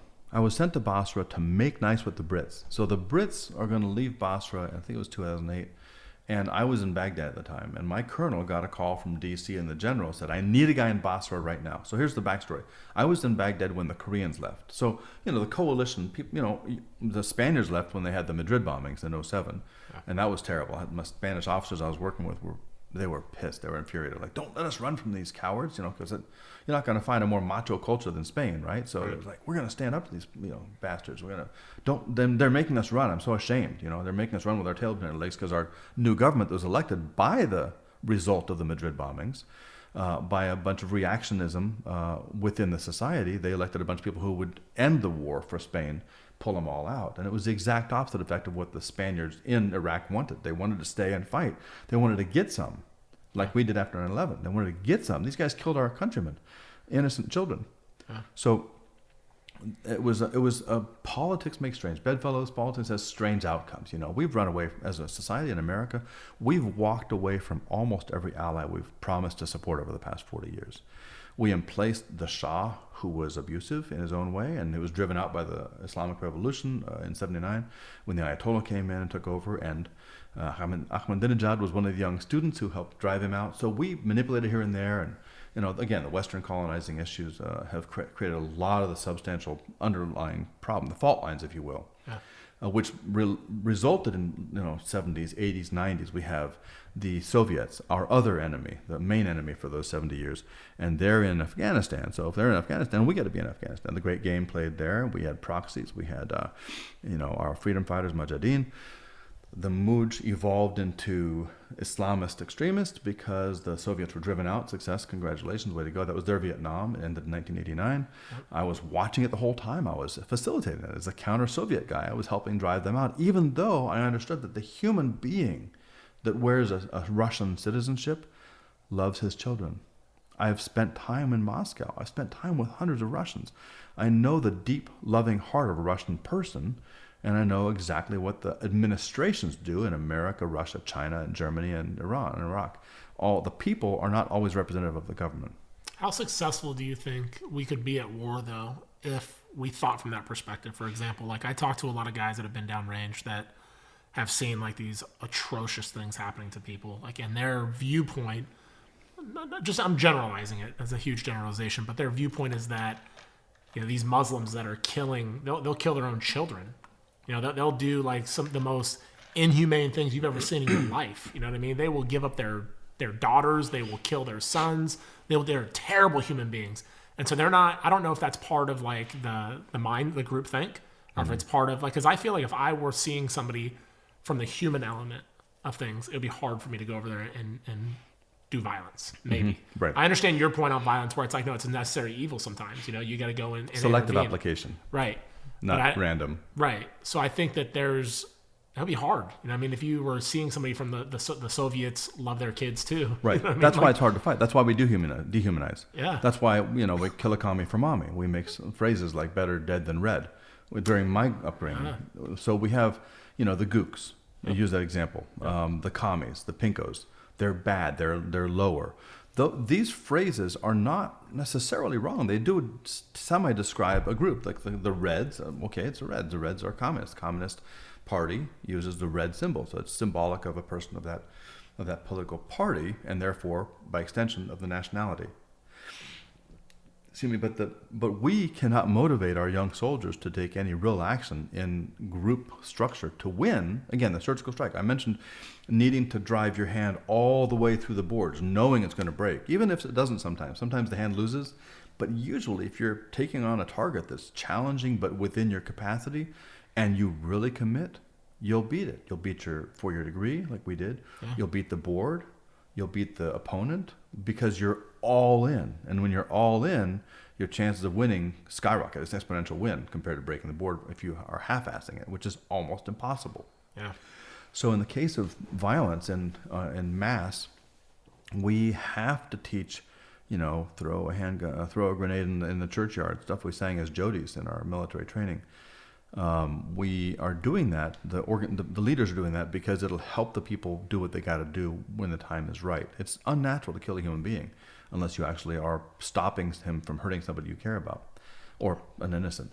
So we have to, in order for war to be effective, we have to go all in. And I would say that the dehumanization is part of that. So I distinguish between warriors and soldiers mentally. A warrior is somebody who can think freely and move freely and go over land and disappear. Special reconnaissance, stuff we've done.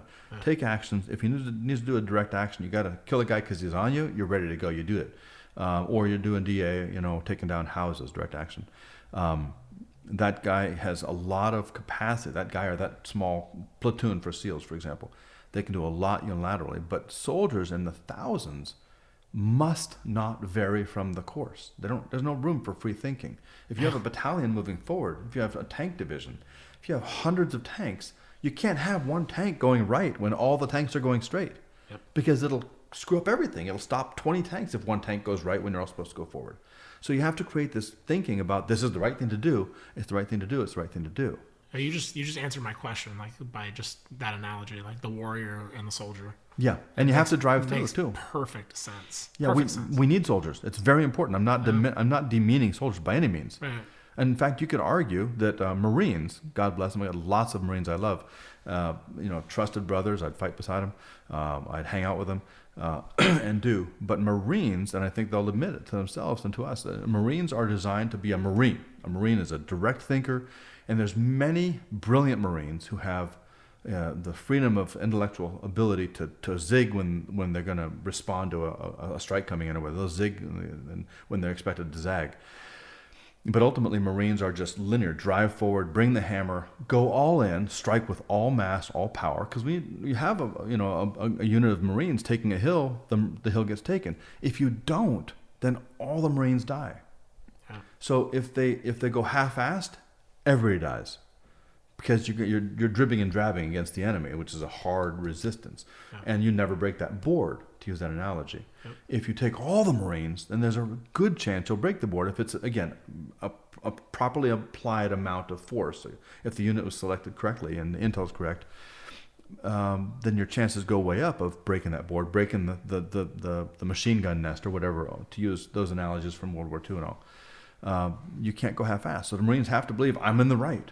I have to believe I got to stop. I got to kill this guy, no matter what he looks like, no matter how much he begs not. If the fighting is happening now, I got to beat, destroy as you're breaking through that board of the battle. Right. So you have to believe that soldier mindset, but the warriors are flexible and lateral. Do you have any issues reconciling some of the things you've done, some of the things you've seen, and some of the things you've heard? I mean, do you have any issues like spiritually, emotionally, or mentally that you have issues reconciling? Great question. On the spiritual especially, because when I talk about body, mind, heart, and soul, I don't mean the spirit in the sense of a religion. Yeah. I believe that the soul is as much a real aspect, a real part of a human being, as is the mind, which thinks, and the heart, which feels, and the body, which does the meat and the moving and the physical stuff. The soul I call the moral aspect. And I don't mean moralizing, like you shouldn't have that dress piece so short, like scold. Right. I'll let people bicker over that shit. It's like how short is too short for a miniskirt, whatever. I don't care about that. Who are you supposed to be married to? Can you marry a boy? Can you marry a girl? Not my thing to fight. I argue for dignity and respect of all human beings as an underlying principle. Now, go have your debate, go have your bickering. But can you do it with respect toward other human beings? Behaving. I don't mean you have to respect a lifestyle. I mean, can you behave respectfully? Because that's self-control. If I behave with respect to others, that's self-control. And that's the one thing I can control in the whole universe. I can't control you. I can't control anybody in the world, but I can control myself. And by controlling myself inadvertently, tangentially, I often control others in a way.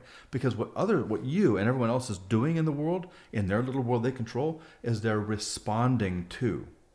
They're responding to the universe. Hey, that dog is running at me to bite me. I'm going to relocate as fast as possible in that direction to prevent the undesirable outcome of being bit by that dog. If Somebody wants to come up with, and the person I trust and love says, hey, would you like this ice cream sundae? I accidentally got 2 of them. I'll say, yeah, I control myself when I do that. So the responses people give to me are based on what I do. So if I'm an asshole, people are going to respond to me more negatively more often than if I'm a good guy who's just like even neutral. So that's so how fascinating. I control myself is how I do control people around me and get more of what I want in the world to happen. Yeah, I was telling somebody, there was a guy that I grew up with from kindergarten all the way through. I moved away to Texas and then I came back, but we ended up graduating from the same high school. He ended up going to development group, and I was so fascinated by him because I hadn't seen him for like maybe a decade, and then we linked up once he was in development group, and I went out to visit him and stuff, and I was so fascinated by him because of that very fact that he had such control over himself, such control over his emotions. Like I saw things happening in his world, in his personal life that were kind of going on in my personal life, and I was just lashing out and pissed off and like whatever, and he was just so centered with everything, right, and so in command of his emotions, so in command of his like mental state, and it was magnetic to watch. I was like, dude, you are like, wow. I was like fascinated. We know that's a good thing to do when we see it in action. Definitely. But we don't practice it. We don't know it exists. Yeah. And it's a trip though when you see, like, I think you're absolutely right. Like you can control most people around you just by controlling yourself, being in command of yourself. They're going to respond to you. Yeah, totally. That's fascinating. I have mentally a list of 3 things I have to respond to you on right now, and a 4th thing I want to talk about. So I'm going to answer in order. First of all, in Basra, we knew the Brits were leaving and we'd seen the Koreans leave. I was at the party with the Koreans. We had kimchi. We had a big celebration, dancing, costumes, and they left. But when they left, it was a zone called Zaytun in Iraq. And when they left that, as their coalition exfilled, and we backflowed, we realized we got no intel. Oh my God, we got no intel. We had no idea. We had to learn from scratch, we the Americans, as we assumed that position. So when the Basra people were leaving, our general in D.C. said they're leaving in 2 months. The Brits controlled Basra. The Brits are leaving. They're going back to England. Colonel, get a guy down there. Colonel said, I got a guy. I got Rob. And he said, Rob, I need you to take this technical guy and this intel guy, go to Basra, make nice with the Brits, get the intel on the situation in Basra. Baswari is a very Shia-heavy area, like Baghdad. Very Shia-heavy. Therefore, Jaish al-Mahdi and the Shia militia were there, and a lot of ties to Iran. So it's a very delicate area we got to manage because we're trying to deal with the insurgency in Iraq. I said, got it. We got some flights set up. Went there. Got some bags. Went there. I got on the ground. I met up with the EOD guys, the explosive ordnance guys on the Brit side, because that's how I was plugged into back in Baghdad. They connected me. I met the J2. The J2, again, the intel director. Yeah. His name was Tom O, we'll call it, because he's an Irishman. So Tom O something, I won't say here. But Tom O something, Colonel, said, hey, nice to meet you, Rob. I said, hey, what are your pain points here? Tom, starts drinking coffee and acting all cash. He's like, oh man, we got this problem and this problem. Things I can't talk about in this net, obviously, but there were big threats of improvised weapons and threats. I said, oh, okay, good to know, thanks. As soon as we broke contact, I ran back to my connections. I reached out to DC, to the agency I was supporting at the time. I said, I need everything you got on these things. Strip them for releasability to the Brits. It means take out any American-only information.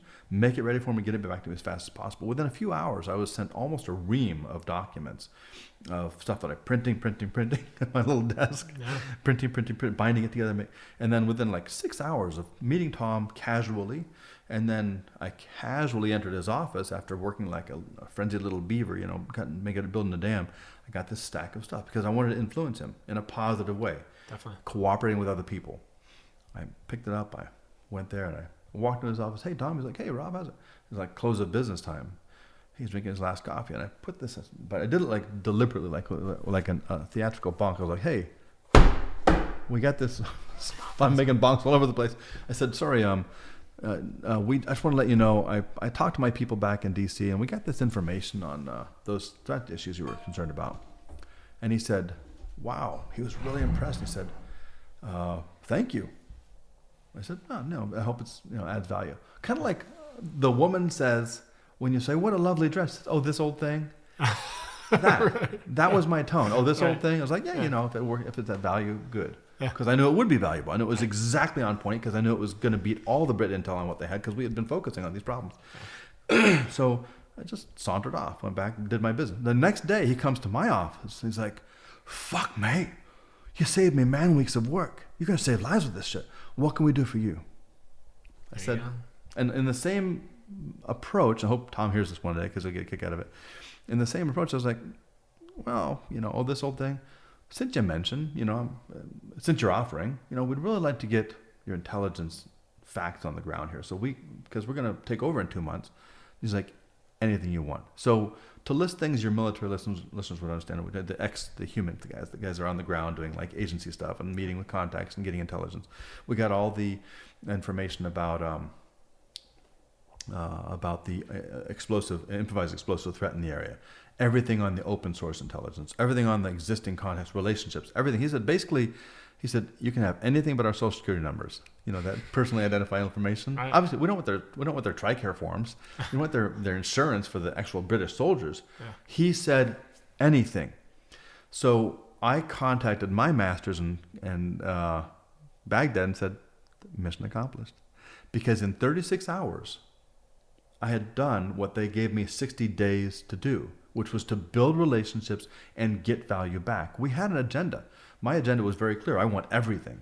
But I didn't go in there and say, hey, you're the J2, right? I want everything for America. Give me everything.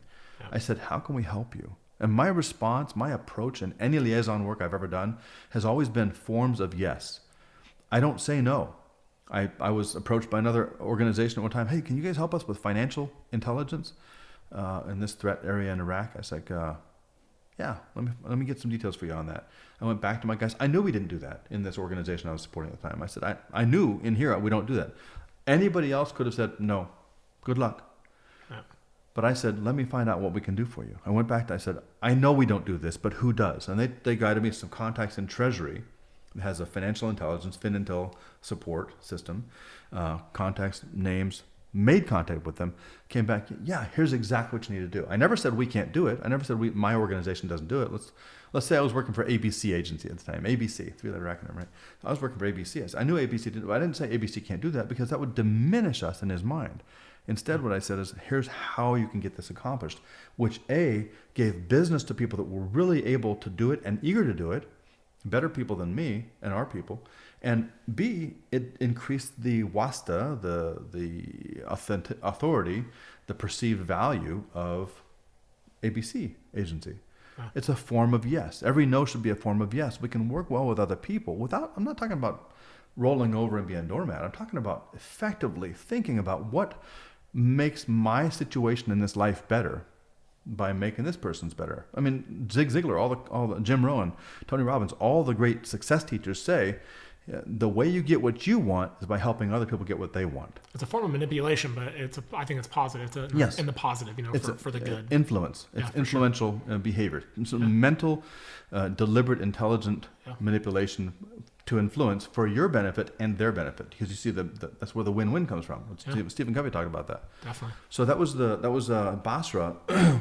On the ground, my friend was Baswari, a guy who lived in Basra, grew up in Basra.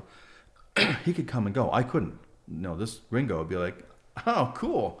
Grab him, put him in a white van, take him away, put him in a red jumper, and, prepare to make a beheading video. That's what's next for me if I go out in town on my own. But he came and went. He was a porous, environment. He could live in downtown, drink chai with his friends, and come back into the base. And he supported the embassy outpost in Basra. And he told me he was talking to his friend. This is very important. This is very, very important. It's one of the most important things I can say today. Alternatives. I won't make my wife a prostitute.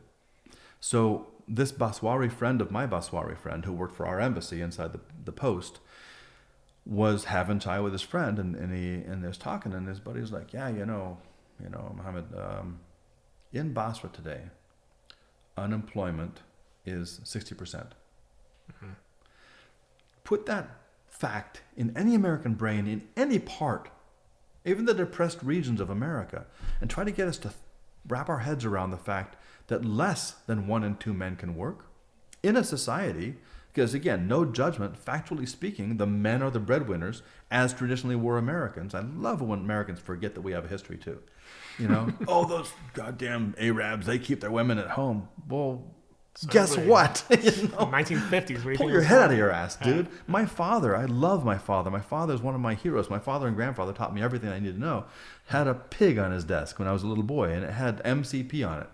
MCP was It was a little trophy with a picture of a pig, big fat happy pig, and MCP was male chauvinist pig. It was a male chauvinist pig award, and I'm only 53, and I remember that sitting on his desk, and it was funny. It was ha ha yuck yuck among the buddies, you know. Right. Picture Mad Men talking about these dames out there. They sit in their little black suits and drink martinis and talk about the dames, and you know, she better be home vacuuming shit, right? She better be home making babies and stuff.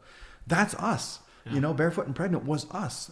So get off the high horse and say, hey, people do what they do. Anyway, in Iraq at the time, it was true that the man's the breadwinner. Another catastrophic fail of the whole system was that we would grab guys and detain them and put them in Abu Ghraib or the other, we call them universities. Because if you have a jihadi and you put him with 10 insurgents and 50 innocent men who were all swept up at the same time, guess what spreads? Not the peacefulness, not the let's work it out. These guys are pissed. I'm a florist. You arrested me and put me in Abu Ghraib for 6 months. My wife is now prostituting herself. She has no skills. We have 5 children. They will die without food or medicine. Her dad died years ago. Her mom's in some other town being taken care of. She has no options and she doesn't know where I am. And I'm a fucking florist. And now I'm in Abu Ghraib with these jihadis. And guess who's about to become an extremist? Wow. The system was broken, and that was de facto had to be that way because our system was not designed, it wasn't optimized to get good guys in and put good guys back out right away. Vetting, you know, paper documents like validating who a guy is would be like 3 people say, I think I know him. You know, there's no fingerprints. Fingerprints weren't even trusted when I was there. We were trying to help rebuild the Constitution. And a new, healthy, functional constitution going forward, and rule of law. And the judge would be like, we talked about forensics. We were trying to teach forensics and fingerprinting. The judge in the system there, the legal system, would judge based on whether a man looked innocent or not, or sounded innocent or not. Wow. Well, guess what con men do? They're excellent looking innocent, and sounding innocent. Oh. So this friend of my friend said, I have 3 options. I can get a job to keep food on the table and give my kid, my baby with dysentery, give her medicine. I can get a job, 60% unemployment. Men literally kill each other. A man will be suddenly, surprisingly dead, and he's a barber, and then another barber takes his spot in the neighborhood and has the work so he can feed his kids. And he said, I can take $150 a month to dig holes and place IEDs by the roadsides for the insurgents. They'll give me $150 if I do this, if it blows up and kills an American. Or I can make my wife a prostitute. He said, unemployment 60%, and I won't make my wife a prostitute. Wow. It's like when you look at it in these stark, cold terms, it's so fucking obvious. What would you do? What would I do in that exact situation? And this is a reasonable, decent, educated man saying, you know, Muhammad, this is the reality we live in. Yeah. There's stories my favorite story about deficits and surplus of materials was there was a young man running up and down the street in one city during the war, and he was going to going to the seamstress shops or the convenience stores saying, have you got thread? Have you got thread? They're like, yeah, we got thread. He said, give me the thread. Because he had to get back to the hospital where his wife was open on the table midway through a C-section without anesthesia, and they didn't have suture. Unbelievable. It's crazy to think that, you know, when you put yourself in that perspective, you know, like there was a guy that I knew that was mugged one time. And he was like, you know, I could be so pissed off about this for the fact that I got mugged. Or I could think from their perspective. Mm-hmm. What would I do if I didn't have a job? Right. I had kids to feed. And the country I live in, same thing. Unemployment's shit. Yeah. And I can't get a job. So what am I going to do? Mm-hmm. He's like, what would I do in that same situation? I'd probably be mugging some dudes. Right. If I see some dude walking with a Rolex, whatever, I'm probably going to be taking it. And it's very, very interesting to think that way because I think a lot of people don't want to think that way. Right. They're so self-righteous that they're like, I would never. Oh, he's that. Listening right now. I can tell you. I want to speak to that guy real quick. Hey, buddy, I know that what you're saying in your head right now is these fucking libtards. Listen to these snowflakes talking about dignity and respect and people who give a shit about other people. Fuck them. Right? We got stuff we got to take care of in America. Fuck them. We shouldn't give away half our GDP to America to all these foreigners. Well, we aren't. It's less than 1%. And if we deal with these situations, buddy, if we help however we can with the tiniest sliver of our own investment of energy and resources, we prevent people pointing at incidents like this and say, America destroys cultures, America wants to destroy Islam, and so forth. Yeah. The end of public service announcement. we have so much power. Yeah, man. That's what a man does. A man doesn't go around and say, give me your shit or I'll beat you up. That's what a punk does. A punk is not a man. A punk is a little bitch. He may have big biceps and a lot of hair on his chest, but he's still a little bitch because he's acting unmanly. Saddam Hussein himself, on the gallows, is reported to have talked to a couple of young captains, Iraqi captains, and one of the guys was, I'm no fan of Saddam, although I can tell you, you're closer to Saddam Hussein now than you were before I met you. I'll tell you why. But, that whole 6 degrees to Kevin Bacon thing. Yeah. So, but Saddam was up on the gallows, bound, getting ready to this in the videos, and he's looking around, and he's no good guy. I don't admire Saddam Hussein for what he did, the brutality, the abuses, but we talked about, to give full credit, he has a belief system based on all of his upbringing, what's right and wrong. Yep. So while I will still judge it as wrong today to harm the people he harmed, and I will still administer justice to it, let's look at the facts, the whole picture. But Saddam, on the gallows, was looking at these 2 young officers of his own, his own army. Were like, oh, who's the tough guy now? Yeah, who's the big bad winner now, right? They're like provoking him, taunting him. Yep. And he said, are you behaving like men now? And they shut up. Wow. Yeah. That's power. That's what a man should do. A man should know he's wrong. You don't provoke people. You don't act like a little bitch. You don't act like a little punk and taunt people because you're demonstrating you're a bitch. That's how you define being a pussy. Huh. And I'm not talking about gender at all. I'm not talking about women. I'm talking about men who are little bitches. Yeah, you're a tough guy now. Well, that's completely unmanly. And Saddam Hussein, in the minutes before his death, was able to educate some young men. He mentored some young men who are now better men for it. Better young or senior officers by now. Right. And they'll remember that moment of being schooled up by Saddam. Another get the chills. Wow. Yes. It's powerful. Yes. Taking aside all the atrocities that guy committed, I can still respect that and be like, wow, that's a powerful message. Right. I was for years, I was in counterterrorism, in red teams against people like Bin Laden. Bin Laden was on the run for 10 years after 9/11. We the SEALs got him. America got him, and in that time he was on the run. But before that time and after that time, he was acting according to his strong belief system. Yeah. If anybody reading or listening right now goes to the Google machine and poke in Bin Laden youth, you'll see him in Europe. You'll see him in these ridiculous long bell-bottom jeans, all the fashion at the time, with his big family of the Bin Ladens. His dad was very wealthy, is very wealthy. His whole family is very wealthy. He would have inherited billions of dollars. So this guy chose to pursue this life of the social justice warrior in his own mindset of go after this wrongs, attack back, defeat the occupiers, and his belief was the way you defeat their abuses against us in our region is go back there, the near enemy and the far enemy. Mm-hmm. Go attack America where it's weak, smack America. America will pull back because it's weak and it'll stay away from us, and he's protecting his people. That's the big picture. Yeah. He abandoned banging strange chicks every night of the year in every disco in Europe and having anything brought to him at a beck and call and having the world at his feet. He chose to live in caves and shoot AK-47s. That's admirable. I despise what he did. I don't like the man at all. I just identify that one bit of sacrifice he made for himself because he could have had it all. He already had it all. His dad was like, please, just do what we do. Hang out, have a good time. It's a party. You'll die at 100 years old. You'll have incredible stories to tell people. But he chose to become a mujahideen in that way. No, it's a trip to think that when you see a story from somebody else's perspective, how that broadens your own horizon, where it's like, oh, wow. Okay, let me think like they do for a second. Let me think what did they experience? Right. And you look at, and I use this as from a personal perspective. For the longest time, I struggled with my relationship or lack thereof of my relationship with my parents. That I don't talk to my dad that much, and I don't talk to my mom at all. I was like, man, that sucks for me. And so I started thinking about that, and I was like, man, I spent so much time in this place of oh, they're just terrible people. They should have never had kids. They're terrible, this and that.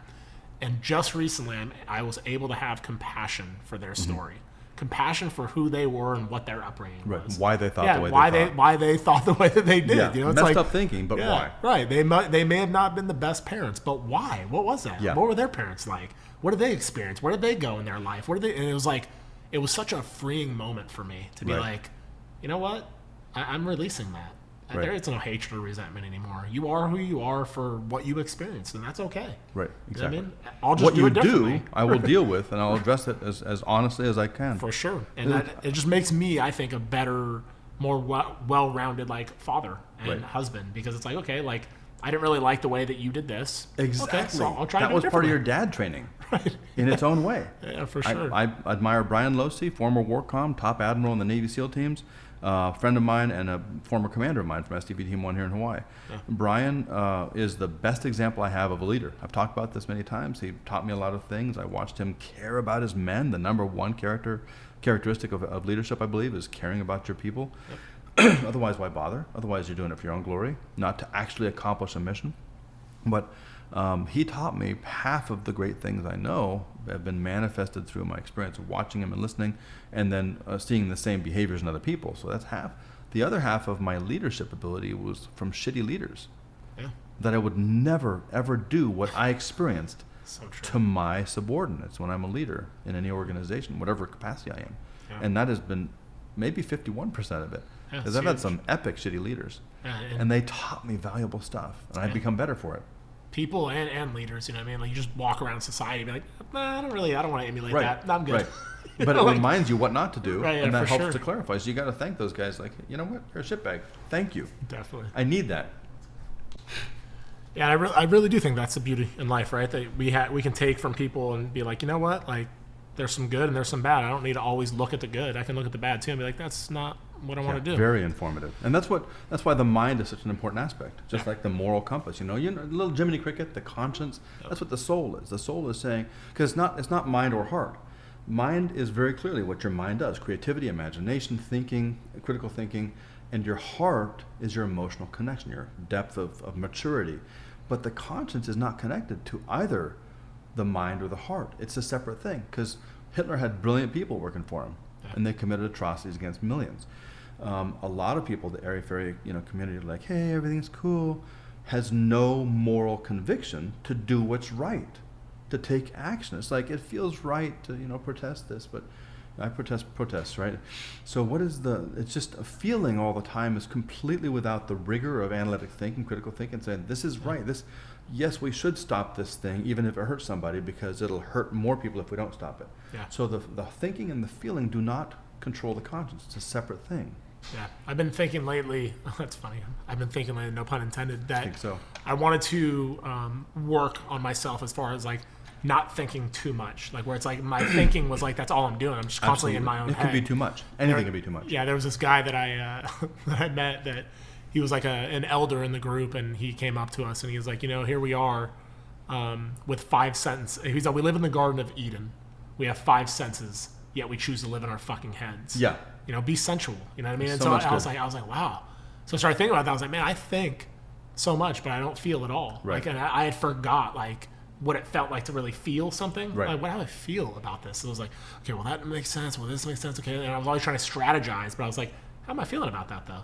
You know about mindfulness, right? Yeah. So mindfulness has the word mind in it. Right. And it sounds like it's mind related. I would argue, because I've practiced a lot of meditations and Buddhism, it is the opposite of being in your mind. You're not mindful, like thinking, analysis paralysis. You're free of the mind because you're aware. Mindful means, like we're feeling right now, we're sitting in these chairs. What does the chair feel like? What's the air feel like? What does the bird outside sound like? I open up my aperture. I become open to things. This is really fun. You guys are going to hear something today that nobody's ever heard before, except my son Gabe. Can't wait. A concept. And it involves this awareness and openness. Yeah. It'll change your life. It'll change everybody's life out there. So I love acronyms, because as a spook for NSA for 10 years, I've always been a code guy. Yeah. Making codes and breaking codes. But openness, mindfulness is a powerful liberator of your life. It frees the mind, because you're actively, consciously becoming mindful. You can't be mindful without consciously thinking about it and allowing it to be.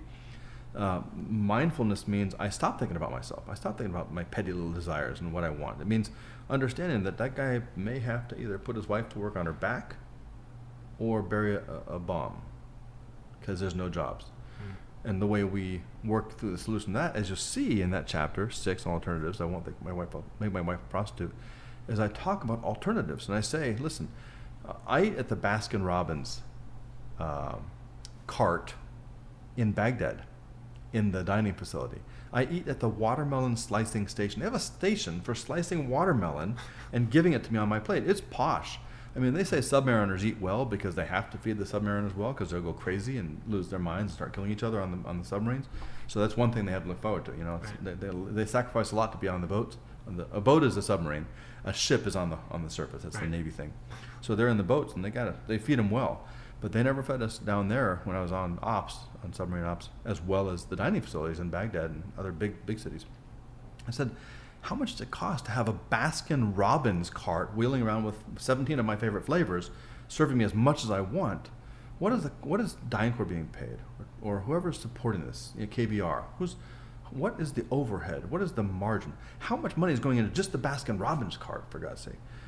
Let's take that away and begin apportioning out $300 per man that we can get to agree to a contract and say, hey, we understand your options are to make your wife a hooker for you to keep the kids alive, or to bury a bomb for $150 and kill an American or Americans.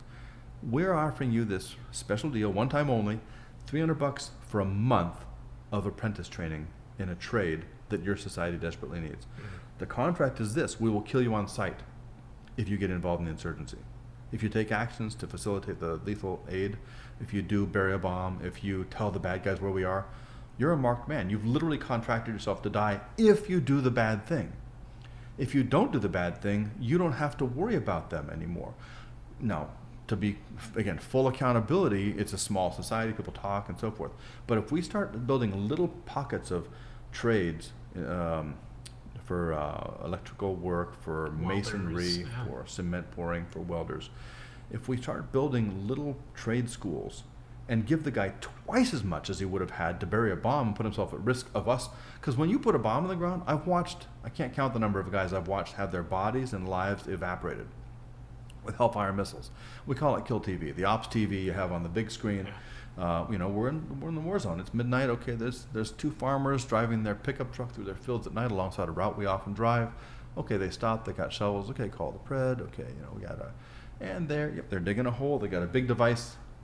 Farmers don't farm at midnight. Right. Those guys are burying a bomb. They're now fair game. So you get hellfired because you were trying to make enough money to keep your little girl alive. We'll give you twice as much money with twice the threat if you choose to defy this order, this agreement. But we're trying to help you make your life better and your neighborhood better, because you don't have employment. But look at these spaghetti factories of the electrical. We had people dying of electrocution in their showers because of electrical problems. They have the cross wires, it gets near the water stream, you're dead. You got electrocuted by your own shower. Yeah. So the power will be on for 3 hours a day, not off for 3 hours a day, but on for 3 hours a day in some towns, and never on in some others. So we'll help you begin to rebuild this society from the inside out and protect you at the same time from them and us, and double your gain. And people will be, oh, now we're throwing our money at yeah, we are. We're paying an investment in our safety. Because how many GIs don't get killed because that guy never buried that bomb? 100%. Oh, there's other guys with shovels. Yes, we're going to reach as many as we can. We're nibbling at the edges. We're going to work smartly through this whole process. That's what alternatives is all about. Love it. And it can be expanded. Now, we don't give them $300 a month for life. We give them $300 a month this month as an apprentice. Now, next month he's out in the field. He's running wires with his master.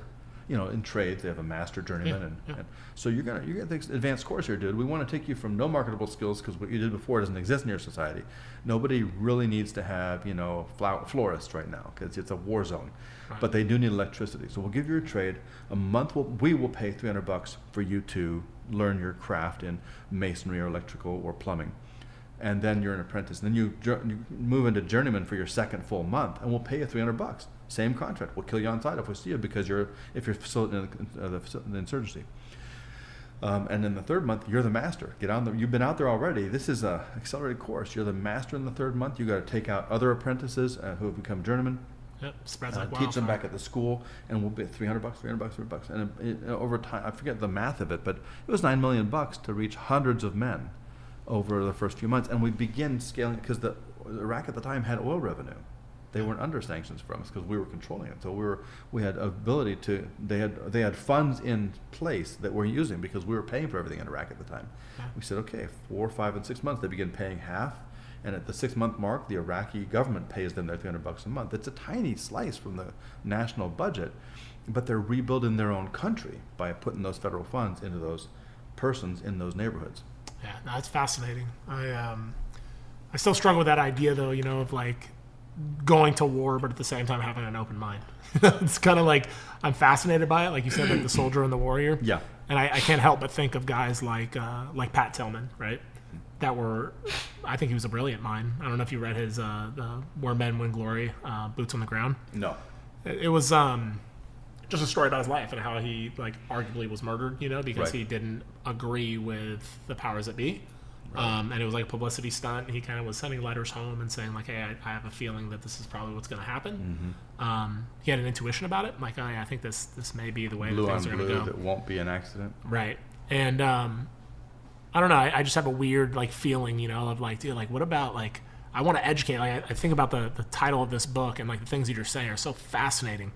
But like I would love to like talk to so many other soldiers and tell them, like get outside of the box a little bit, man. Right. Think outside the box. Well, Don't be like closed in. The same enlisted men that were calling these Iraqi captains ragheads in full view of the Iraqi captains who speak university level English and acted ignorant while they listened to this abuse.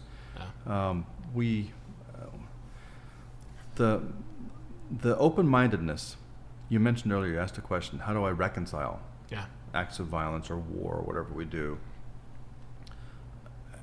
I mentioned earlier I follow a faith tradition. I'm a Christian. There's some Christians out there that won't believe I'm a Christian. They'll be like, oh, you can't be open-minded and be a Christian.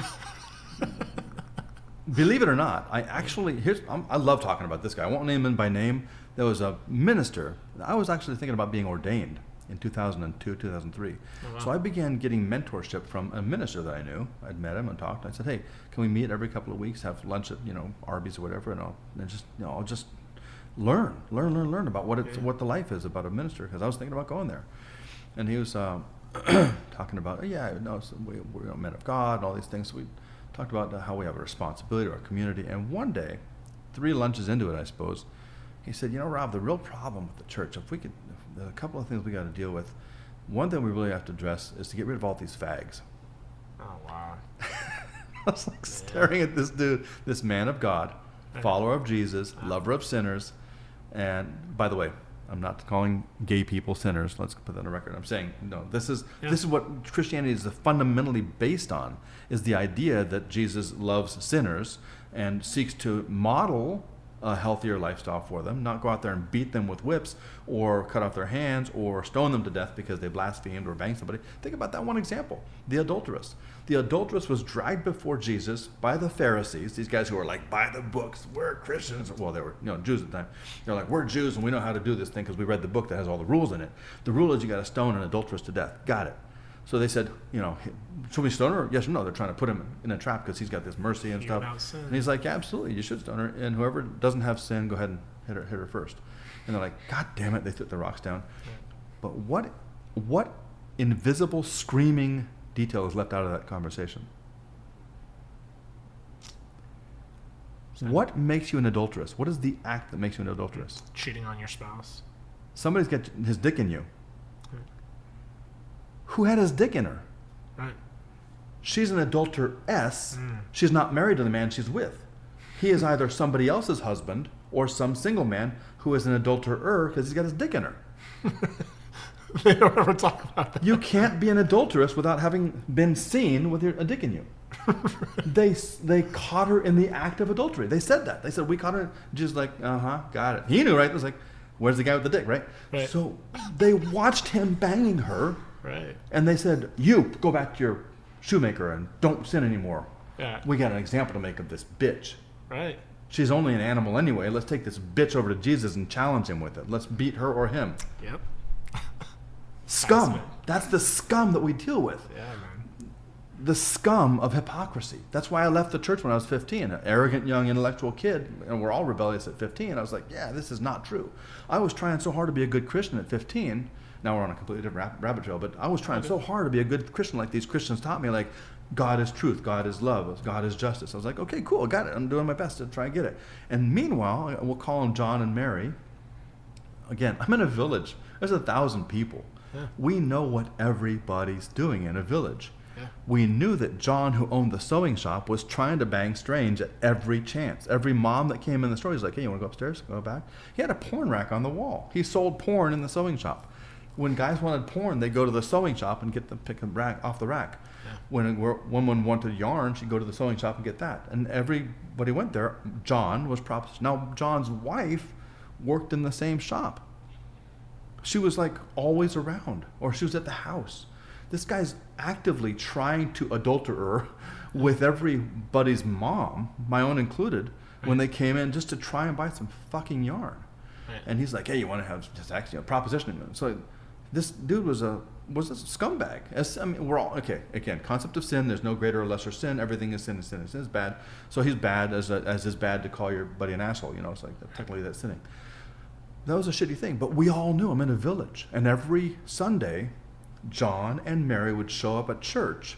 We Protestants love our cookie and juice and coffee, right? So he'd show up at church in his Sunday suit, and she's got a little Sunday dress on. Hi, everybody's like, and all the adults, all the people I would be like looking to teach me what this thing is, they'd be like, oh, hi, John, hi, Mary, come on over, get some coffee. We got cookies for you. And they'd chat, and I'd be like, wait, you told me to confront the wrongdoing. You told me to call it out.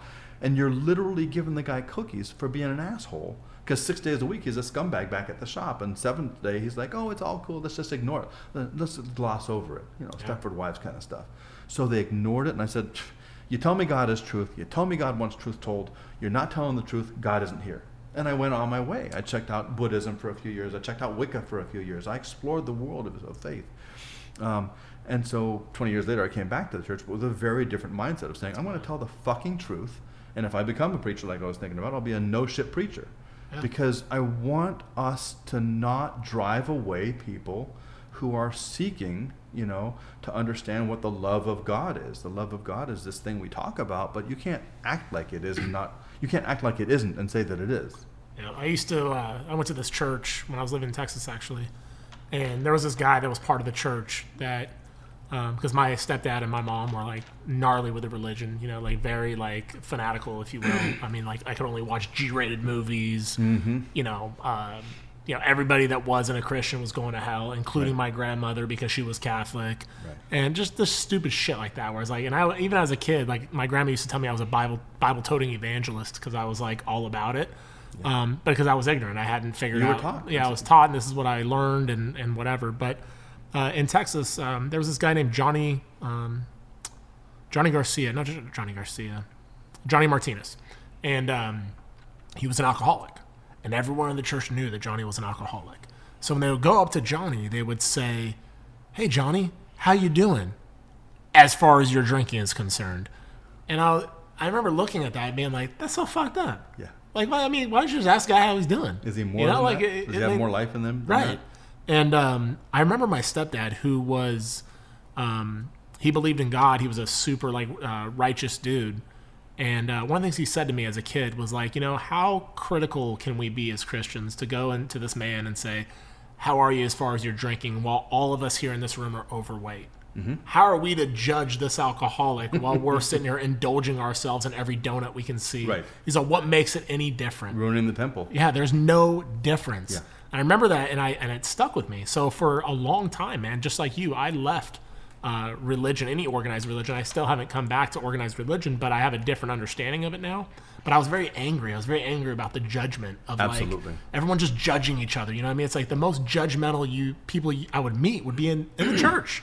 You know, so I walk up with tattoos and it's like, oh, who's this sinner? Who's this heathen? You know what I mean? It's like, fuck off. Yeah. You know what I mean? Because like some of the nicest people I've ever met are tatted up people. Right. You know what I mean? I'm not saying that all tatted people are nice. I'm saying like some of the nicest ones I've met have had tattoos, earrings, long hair, whatever. Yeah. You know what I mean? And it's just a trip because I think that it does a disservice to the meaning behind a lot of a lot of religion and spirituality and belief. And somebody said something in a group that I was just in that everyone's like, we're so quick to try to get people out of our periphery, that are negative. Like, get this negative energy out of here. Let me get this person because they're bad or they're evil or they're this or they're that. And you have all these excuses to get people out of your world. And he's like, how about we just raise their vibe? Right. What do you think Jesus Christ did? If the story of the Bible is true and everything else in it is true, what was he doing? Mm-hmm. He was around prostitutes, gamblers, all these other people. And it's like he was raising their vibe. He wasn't insulating himself. Exactly. And so it really was a big message to me to really work on that because I was guilty of that. I was trying to protect my space, trying to protect my energy. So I would repel anybody out. You don't align with me, you're out. You don't align with me, you're out. I only hang out with nice people. Right, for sure. And I'm no longer going to be that way because I want to see, like you said, I want to see people from their perspective. And make where a difference. Are you at? And make a difference in their life. You can't make a difference singing to the choir or being sung to by the choir. Man, 100%. Such a awesome and I want to be message. very, very clear. I'm not attacking Christianity or Christians. I'm attacking hypocrisy. Yep. Hypocrisy exists in the jihadis, who they talk about their holiness, and then they go and rape women. These are the spoils of war. They rape women that they kidnapped while they were murdering their families. It's a perversion of the intent of the faith. And there are Buddhist terrorists, and there are Hindu terrorists. There's lots of everybody who goes extreme can hurt people in bad way. Well, hurting people is bad. Like Hurting the Crusades was one of is it, good. right? The Christian Crusades was another example of that. It was all about power. That was political power. Take the space. And so I'm attacking Christianity's hypocrites. My favorite Christian band is Casting Crowns, and they talk about confrontation. One song is called "If We Are the Body, Why Aren't His Hands Reaching? Why aren't His Feet Walking? Why aren't His words speaking? Why aren't we touching all these people instead of judging them out the back door of the church?" And this, I don't even mean to be a Bible thumping talking about the religion at all, because that's a great topic, because most people won't talk about it. Exactly. Politics and religion, you can't talk about that. I love talking about them. Two again, favorites. we're being judged right now, big time. You and I, we're both going to hell for this, no doubt. But you asked about my reconciliation of violence, a willingness to do violence, a professionalism in violence. And because of my biblical studies, I was like, I struggled with that for a long time. I was going into Christianity, back into it. I read the Bible through and through. I was going page by page, and I read the New Testament with, speaking of Jesus in red, and I couldn't get it. I was like, wait a minute, the violence, the soldier. How do you justify being a man who's professionally designed to go kill people expertly? Because it's a protection. That's why we're called the Department of Defense. We defend. It's not the Department of going and hurting people on purpose. It's the Department of using violence to stop greater violence. It's the whole point of defense. That's why self-defense classes, martial arts, are called self-defense. It's not about, in my jiu-jitsu, all of our jiu-jitsu is only about responding. We only respond. If you attack me, I respond to it. Right. I block, I grab, I control. So what I'm doing, what I do, and my practice of martial arts, whether it's hand on hand or sword on face or gun in belly, it's in the Bible. There's only exactly one reference in all of Jesus' teachings talks about the rightness of violence, and he references sending the disciples out into the world to go tell all men, kind of thing. And he says, "Do you have any swords among you?" In Luke 22, I think it is, Luke 22. And he asked them, it's in the red letters, "Do you have any swords among you?" And one of the disciples says, "Look, Lord, here are 2. And he says, "It is enough." That means Jesus wasn't all about don't carry a sword. He wasn't all about be ready for violence. He was effectively saying 2 out of 12, effectively saying 18% of you should be ready to fight somebody. Right. Gandhi himself, the ultimate nonviolent guy, the pacifist. People talk, they talk about pacifists, and again, with love and respect to pacifists, to nonviolent practitioners. I am kind of in your camp. talk about the violent hippie. Yeah. I'm a lover of humanity, a respecter of people. I'll sacrifice of my comfort and ego to hear somebody with a very different view so I can understand where they're coming from, because that makes me better and it makes my environment better. It makes the world safer for my kids. But I don't go around hurting people. I just go around very intent on being able to hurt people, because that way I'll have to hurt people less, because the readiness is evident. So in this case of nonviolence and pacifism, people say, Gandhi's my man, King is my man. I'm thinking, dude, they're my man too. I'm totally into what Gandhi did. I'm totally into what Dr. King did. Nonviolence, pacifism. However, this is very important too, and I want people to hear this on both sides as I talk about Powerful Peace. They were both under Western-based English structure, English standard, rule of law systems. King did not do the Alabama protests in a vacuum. There were police with guns who sometimes did sick dogs on them and sometimes did not. Sometimes did strike them with batons and sometimes did not. In India, Gandhi was under an English system of government. He wasn't protesting in the streets in nonviolence in a vacuum. If you did the exact same nonviolence thing in Kandahar in a bad time, or in Baghdad, or in Mosul under ISIS, you go out there, gather up 500 of your most peaceful friends, sit them in the street and say, we're going to protest ISIS until ISIS leaves. Well, you'd have 500 heads as an example to everybody else to never try pacifism and nonviolence again. You have to meet proportionately in response. I'm a hell of a big advocate about restraining the ability to destroy, but when it has to happen, it has to happen. And so Gandhi and King did not function only because what they did was successful. We had a massive surge and change of civil rights because of King's work, and we had a massive change for the Indians because of Gandhi's work, but it wasn't in the heart of Africa or Congo somewhere where they have a different rule of law. There was restraint on the legal authorities in both America and India were very specific structures within which the nonviolence and pacifism worked. Yeah. But Gandhi himself was asked, what do you think about violence? Not about it was the only way for them to do what they did.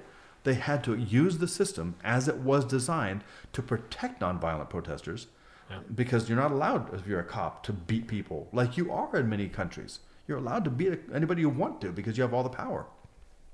So they asked the guy, assuming Gandhi was like, oh, love and light, man. And they said, what do you think about violence? He's like, I hope that if I'm attacked in an alleyway by a brutal man, that my son will fight him to protect me. Yeah. It's that simple. Like, I kept coming back to it again and again. Basic math. He wasn't saying, I'm nonviolent until somebody kills me. He was saying, I used nonviolence. It was very effective. I'm a peaceful person. I don't love violence. But I do hope my son will punch that guy in the face if he's going to kill me. Right. That's fascinating. It's such a fascinating topic, and just the idea of it all. I've learned and I've pulled so much from this podcast, and you probably even realize just by listening to you talk, it's like, wow, it's all these light bulbs are going off in my head.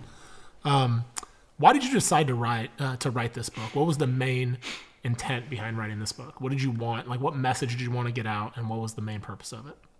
The point I wanted to make with Powerful Peace, and I can tell you a quick backstory on the formation of it, but the point was to get the ideas out there about personal accountability. Right. It's what it all comes down to. I talk in the front of the book about how there's no such thing as an actual organization, except in our corporate agreement thereof. You and I agree we're Americans, so we are. 330 million people agree that exists, as do several billion other people. They're like, yeah, American is a thing. Huh. But if I live 2 miles north of an artificial line, an imaginary line, and I'm not an American. If I was born and raised, because it's an accident of birth. If I was 2 miles north of the village, in my village, I'm probably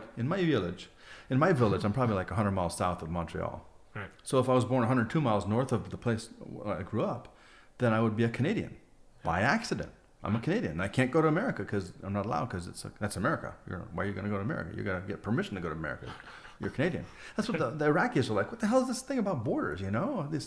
You give us, forget about it. In the Uzbekistan, Tajikistan, Kazakhstan, all of these places were artificially created by Stalin to control them, because he knew that borders dividing ethnicities would create permanent strife.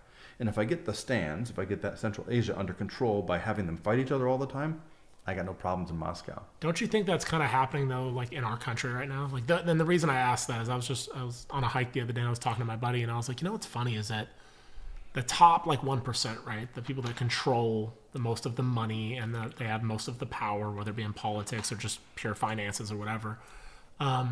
I don't think they're arguing about if gay people should get married. I don't think they're arguing about, they don't care. Blacks and whites and this and that, and should someone kneel for a national anthem. Mm-hmm. It all seems to me that these are all just so minute, like it's just minutia. It's like part of our daily drama. Yeah, you're getting people involved in such silly fucking arguments and disagreements to keep the attention away from the task or from what's really going on behind the scenes, And the power makers are emboldened because they're enriched by it.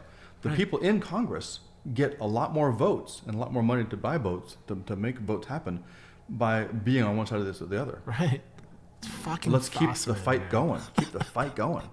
And I think what's going to be funny, because I think what's happening is like, in my opinion, is there's like an awakening in the collective consciousness of the world. I think people are waking up to like the fact that like we're fucking human, guys. Yeah. We're all, and women, we're humans. Right. Like why can't we seriously, like why can't we all just get along? Yeah. And it sounds silly, and I think that it does. It sounds trite, but it's not. And one of the true. Questions that was asked at this veteran thing that I went to with Jubilee Media was if we felt that war was a necessary evil, and or if, I think that was the way that it was worded, and I said, yeah, it is. Unfortunately, you know what I mean. I think it's inevitable. Right. People are going to disagree. You know what I mean. But I would hope. I don't think it's going to happen in my lifetime. I don't think it's going to happen in my kid's lifetime. I would hope that we eventually can get to a place where it's like we all just fucking get along, dude. And we have a system. To work out the disagreements where it's like, I mean, it's a pipe dream. You know what I mean? Right. I don't know what happens in the Middle East. Like you said, like their way of living is completely different than mine. You know what I mean? Like my stressors on my life are different than their stressors in their life. Right. So it's very difficult to understand that. But hopefully we can get to a point where we understand one another, where we have an understanding. It's happening more and more. Yeah. Again, the media has it's a double-edged sword. It sells soap and drives us apart on purpose because they want sex sells, and if it bleeds, it leads. Yeah. And again, there's no bad guy in that whole. It's like corporate executives making decisions. We need to make money. Dirty Laundry, the song, the rock and roll song from the 80s. Bring us dirty laundry. We need dirty laundry. Show the dirty laundry on the TV. Yeah. Is the head dead yet? The guy that died in the alley from OD, Put on the bubble-headed bleach blonde. She comes on at 5, talk about the weather and stuff. Yeah. She can talk about the weather with a gleam in her eye. We as a human race, I talk about that a lot in the book, we as a human race will never be able to be free of conflict to the level of war because we have self-interest that does drive people trying to take too much. Yeah. And then getting others like, oh, the getting's good, I'm getting in with this. And then you got a big group, and that other group rises up to say, hey, you can't do that, you're hurting people. And then they're kind of right, but they're kind of not right, because look at Syria right now. So Syria, for example, I was arguing at the very beginning of the Arab Springs, and Syria was, Assad the Butcher was starting to kill his people to prevent the uprising. Yeah. I said, we got to get in there. Even a few advisors, send me, agency people and spec ops cats, get in there. By the way, my Spec Ops cats buddies laugh about that all the time. It's not Spec Ops, but I say it for the marketplace. People understand the reference. It's SOF. Nobody knows what SOF is. Special Operations Forces. They're like, oh, Special Forces? No, Special Forces is Green Berets. Special Operations Forces is SEALs and Green Berets. Wait, what? No, just Spec Ops. I get it. So we could have put 200 people in there and changed the course of the righteous, secular uprising against Assad the Butcher. We could have mobilized the guys, the resistance forces, to get the butcher. We all agreed was a butcher. He was gassing people. He was a Saddam Hussein. He was a guy. If they're going to rise against him anyway, let's help them. We weren't starting a war. We were helping them finish him. But we didn't. We stayed back. This is under Obama. I'm criticizing Obama. I'm criticizing Trump. I criticize equally across the spectrum. I don't have any political loyalty that says you must not speak ill of these guys. He was too soft. Bush was too hard, arguably. He was like, let's go get the guy who tried to kill my daddy. That was clumsy and hard. Obama was like, let's just really try to get along. It was too soft. Trump doesn't understand any of it. He says he understands all of it and doesn't understand any of it. All the nuance. He's a better strategist than the generals. He's a better economist than all the people are saying. He's a better scientist than all the scientists in the world on climate, whatever. He doesn't understand any of these. He just makes big promises. And yeah, I'm exposing my bias there, but it's not a political bias. I'm very, very honest about this. It's not a fucking political bias. America, hear me. I'm not biased against. I voted for McCain. I tried to get McCain into office. And it wasn't because he was white or because he was Republican. It's because I thought that man had the best to offer between him and Obama when I voted for McCain. I'm not going to go one side or the other because that's how the world tips over. We're imbalanced. We got to get back to the center with the United States of America. And I sincerely believe that Donald Trump is an opportunist and a self-serving person who will do whatever and say whatever he wants to get what he wants, whatever he believes people want to hear so he can get what he wants. So I believe he doesn't understand. He has a massive, I'm going to go on the record on this too. I've said it before the election and now. His approach and what he's being enabled to do is a national security threat, a global security threat to us. Right. Because antagonizing our partners and gutting our national security structure, the CIA, the FBI, all of these organizations with all their warts and flaws must not be gutted by somebody trying to advance himself personally.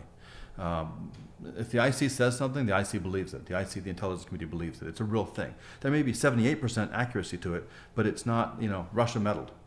Not a pipe dream, not a witch hunt, a real thing. Right. So anyway, that's a quick aside because we as a people should fucking get together as a human race and say, I'm a conservative, I'm a liberal, got it. Now what's good about what you're saying? Let's find out what we can do on the issues. This is very important too. Okay, I sat down with Ike Skelton, former congressman. He was in Congress for almost 50 years. Yep. I met with him. He was the chairman of the HASC, and I was at a dinner with him, and I happened to sit with him, and I was talking to him.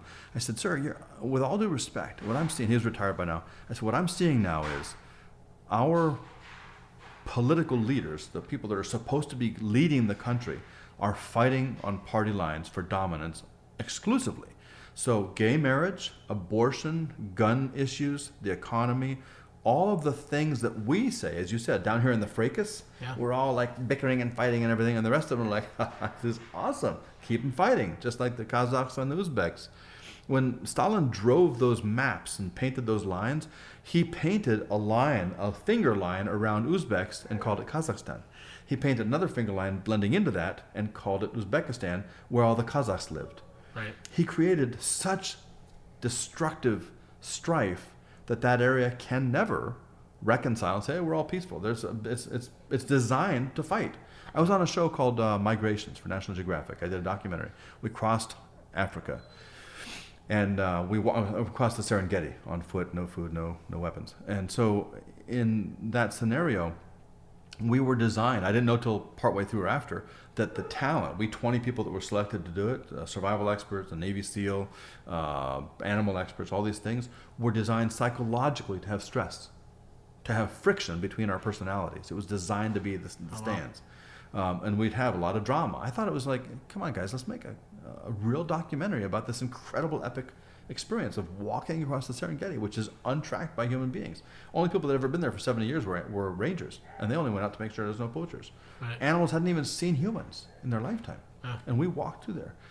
But it was designed by media to have bleeding and sex. There was no sex, of course, but there's blood and violence. We love our spectacles. So there was violence, fighting each other, at each other's throats. It was designed to do that because it enriched somebody, enriched the owners, as always is the case. So it's 1% thing.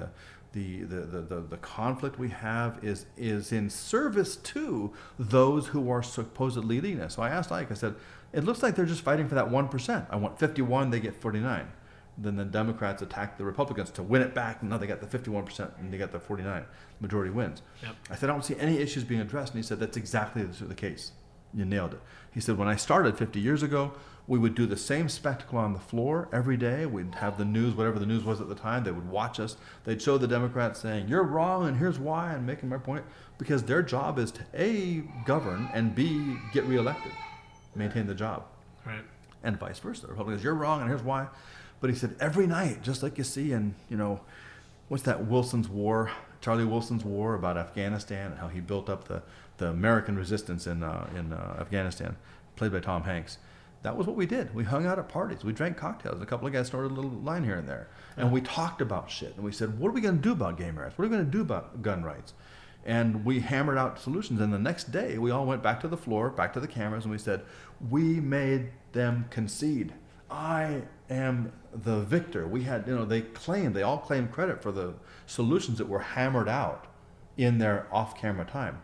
And he said, that's how it was for most of my career. But now they don't go to the bar and hang out together. They don't go to the parties and hang out and hammer issues out for the good of American people. They literally go to their Republican camp and their Democrat camp, and they strategize dominance of the other side.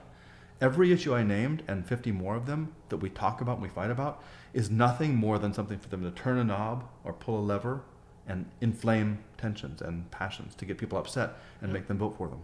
It's a trip, man. And I think it's 110% true. I mean, it kind of leaves a lot of people. It's left me a little bit disillusioned with the whole political structure and how it's all.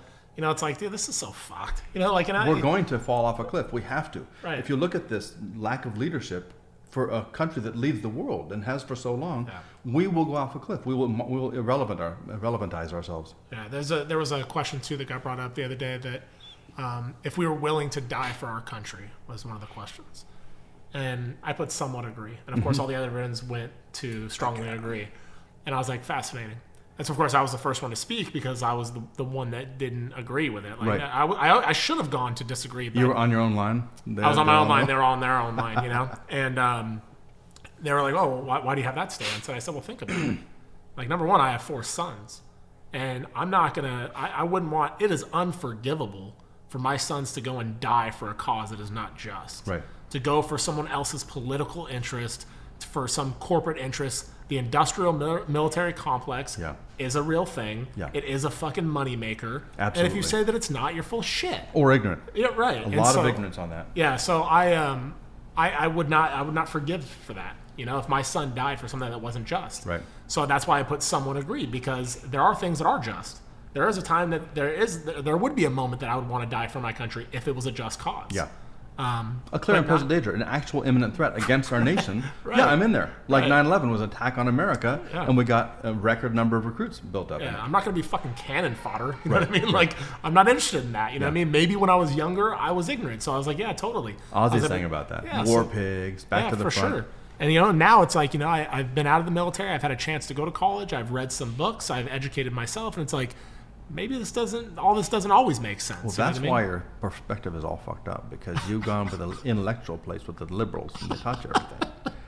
The libtards have corroded your thinking. So funny, man. I'll attack the right next because I'm mocking an attack on the left now. It's so idiotic, man. Just the way that it all goes down, and it's been like, for me, it's been like you said, it was a process for you. It's been a process for me to really wake up and be like, I'm closing myself off to other issues. I'm closing myself off to gaining more information, And if I'm really, truly a lifelong learner, like I like to call myself, then open the fuck up and stop closing yourself off to other information. We owe that to our children. Yeah, we definitely. owe it to them to teach them how to be open-minded and critical thinkers. For sure. And consider everything on its merits, not vote blindly. Definitely. I'm going to ask you a question I ask everyone that comes on here.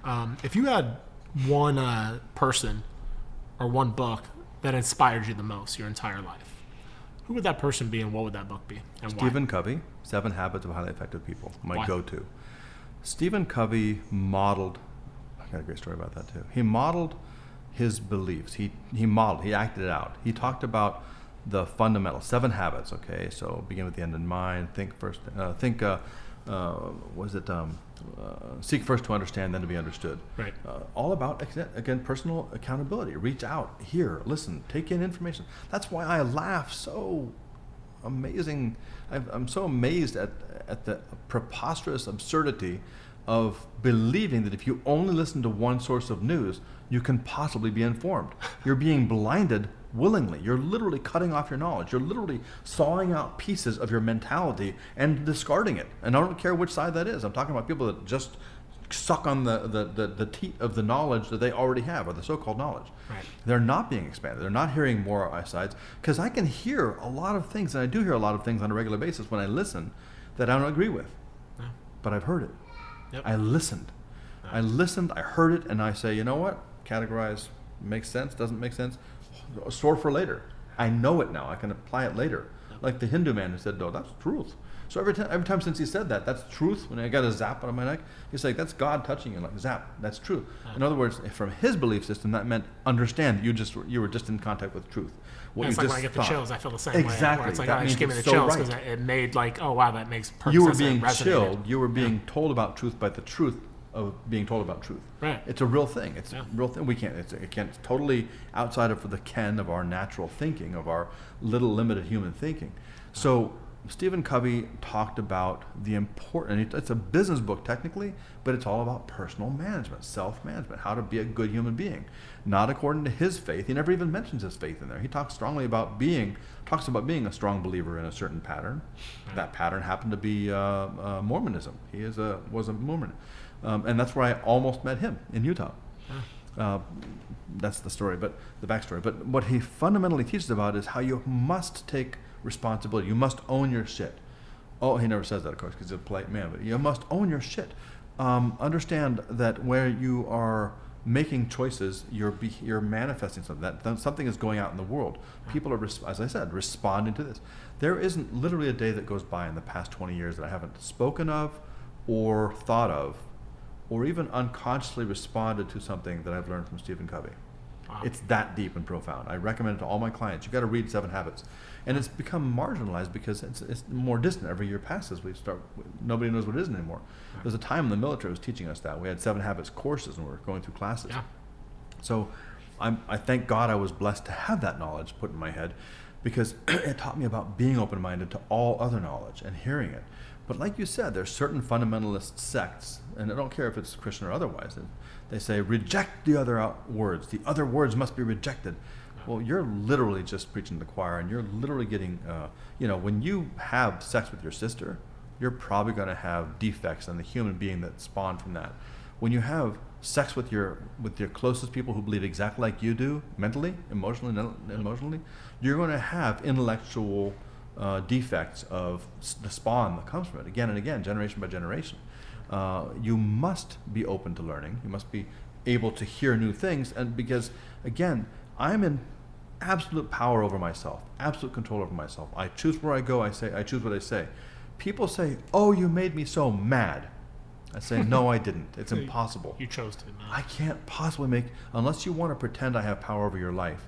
And I'm kind of disgusted if you choose to do that. I'm kind of disgusted if you try to abdicate your power. You're the king of your life or the queen of your life. Choose your responses. That's exactly what he taught. His ultimate teaching is about between stimulus and response is a space. In that space is your power to choose. Like when you say, "Fuck you, Rob," I say, "Well, fuck you." But so does a dog. Your dog, that beautiful little lab, Chuck Lab. She'll if a dog barks at her, she's like, "Bark." Because she has to. She cannot choose otherwise. She's a dog. We're not dogs. And if I walk into the office and say, "Hey, Charlie, how's it going?" I say, "Fuck you." Wow, Charlie would never act like that. I wonder, did he not get laid last night? Is this child sick in the hospital? What's freaking Charlie out? Or did he hear something that's false about me? Because I've never done a conduct and a behavior in my life that would be offensive against Charlie. I've never went off with his wife.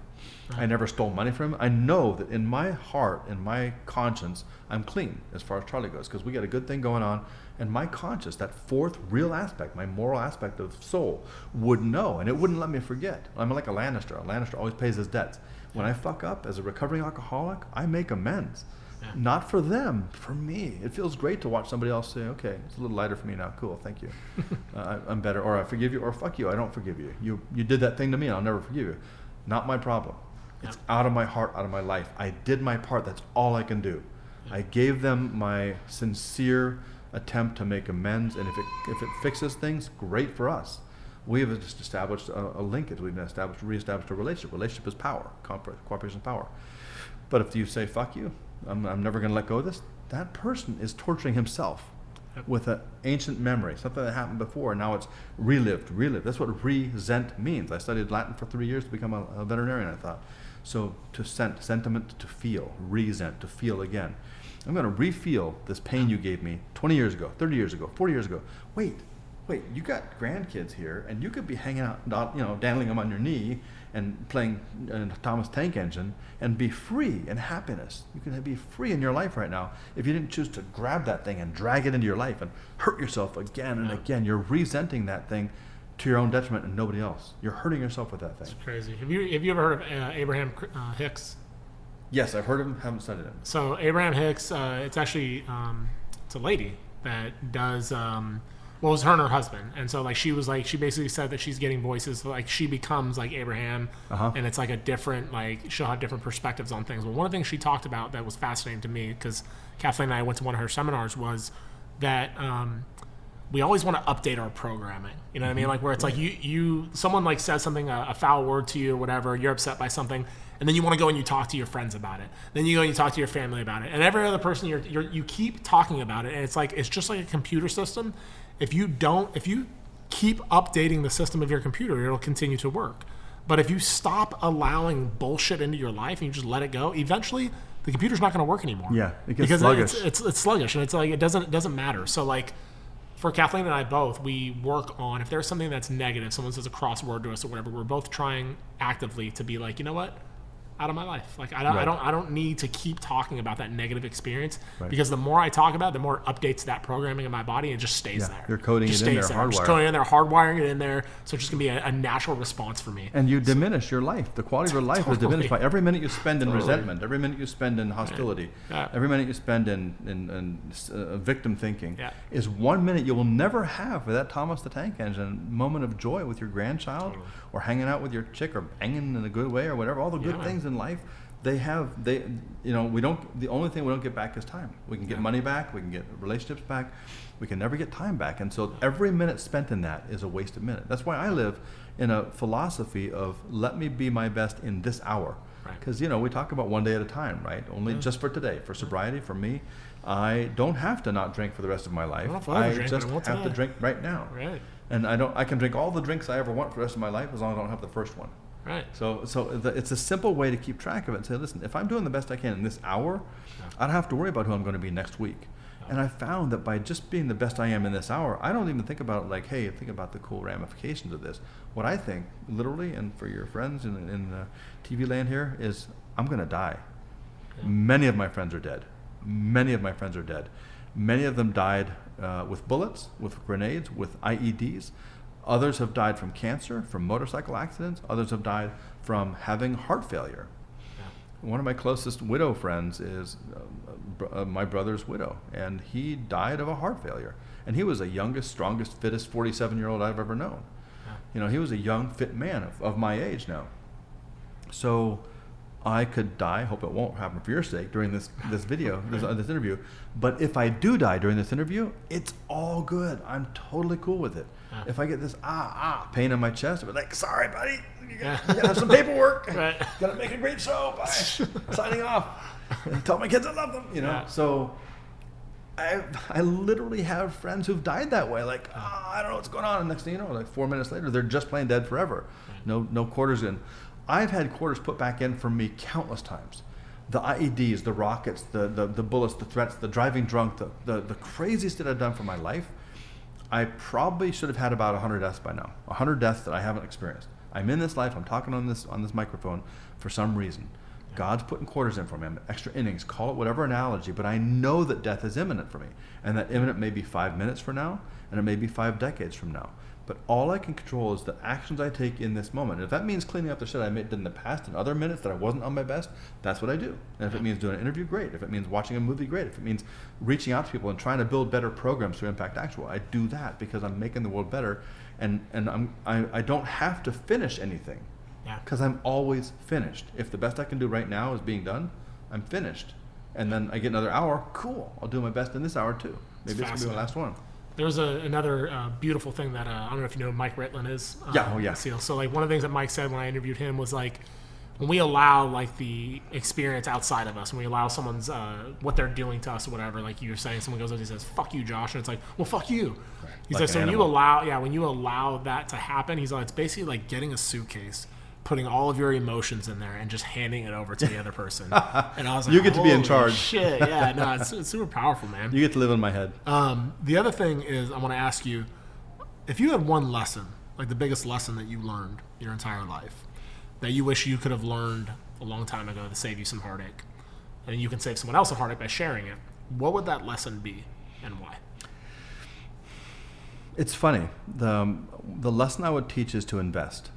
Invest smartly. And I mean, by smartly, I don't mean dump all your resources of money or time or learning into the front loading of it. Like P&I, principal interest. When you buy a house, they put all the interest up front. You're not even scratching the principal for the first dozen payments of whatever you make. Right. It's scaled. So your P&I, you pay your interest up front, and they're getting all their money for the bank, and then you still owe the same big balance of principal, which you're always going to owe them until you pay it off after 30 years or whatever. The mortgage is mortgage, of course, mort until death. You know, the debt you take on until death. This is going to be very counterintuitive. I have benefited so much from being open-minded and seeking possibilities and not focusing on one thing, that I'm almost advising against doing what I did and saying, don't do as I do as I say, which sounds hypocritical. However, my point is to invest, like my dad taught me, a dime on the dollar. Simple, functional. I mean, certainly you evolve your investment profile, your investment portfolio, your investment sophistication over years, and some people say 401s or those the wherever they invest your money for you, it's a money sink. You're wasting your time. They're going to take their profits off of it, and you're gambling with them. So go and do Warren Buffett would never use somebody else's mind to invest. He picks the properties Index and puts or it in. whatever. Yeah. So we evolve, but a dime on the dollar is a really good rule. 10%, just never spend it. And so we're talking about like, newspaper route, He said, hey, for every dollar you earn, put a dime away. And I couldn't get that. And I think that philosophy, which I rejected for many years, it affected me financially. It hurt me because not having built up, because I was always, just spending what we had. And I'm not talking about money. And I'm literally in this moment talking about money, but I'm not in the sense of investment talking about money. I'm talking about putting in mindfully. I think mindfulness is the key. Mindfully investing in your life and what you're doing at any one time. Like I'm talking about today, I live in mindfulness.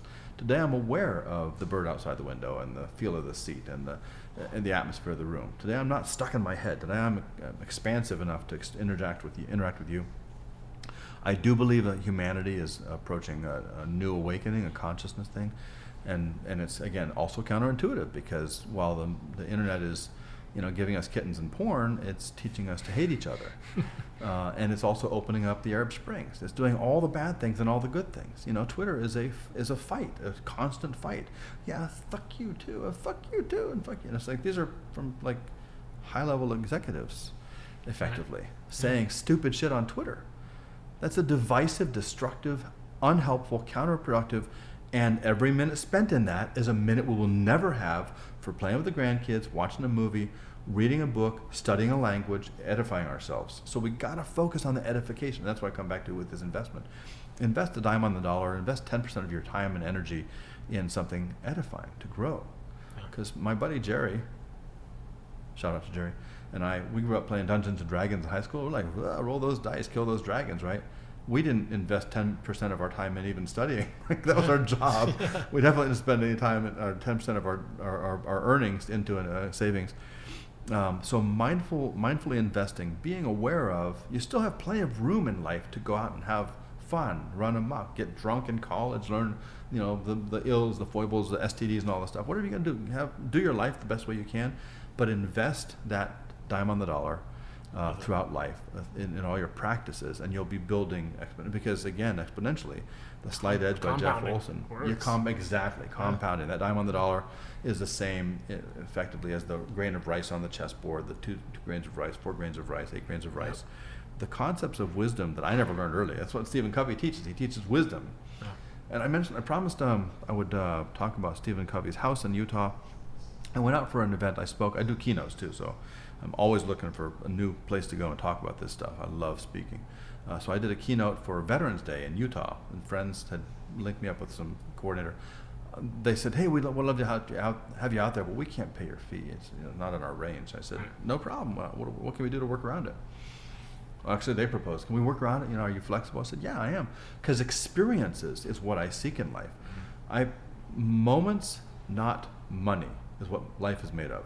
The money facilitates moments. And I think it was Zig Ziglar that said, money isn't everything, but it ranks right up there with oxygen. Because when you don't have any, it's very important. And there's a lot of suffering. When you have too much, is there too much? But having enough is very important. Having enough to keep your family safe.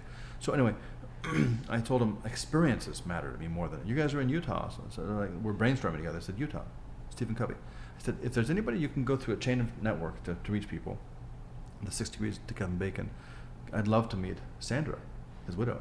I'd love to have a moment with her just to say hello to Sandra, his widow, because I couldn't, talk to him anymore. He'd passed away from injuries suffered in a bicycling accident some years ago. So Sandra was going to welcome me to come up and meet her in their town, and the coordinator would take me up there. What we arranged, because I was so excited about this, like so cool, get into Stephen Covey's, his circle, and at least tell her how much his lessons meant to me. And excuse me, I told her, I told the coordinator, yeah, I'm in. So we got a small fee, got the plan for the Saturday, go visit. And then we just kind of loosely planned around I would change my flight home to be Sunday instead of Saturday, back to D.C. I got there. I was like, never thought about the plan. The other things on the schedule was like, I'm going to meet Sandra Covey.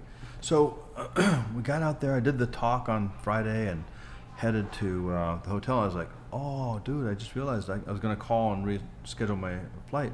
And I realized I had planned to take my former wife to the Navy SEAL Christmas party that night, Saturday night, which it's our annual thing. We all the frogs in D.C. get together and have a good time at a good friend's house.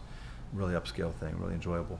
And I said, I was in a terrible dilemma because I had, a priceless opportunity, a once-in-a-lifetime thing, to go meet Sandra, and it meant a lot to me. But I said, this means more to me. I'm going to keep my promise, right?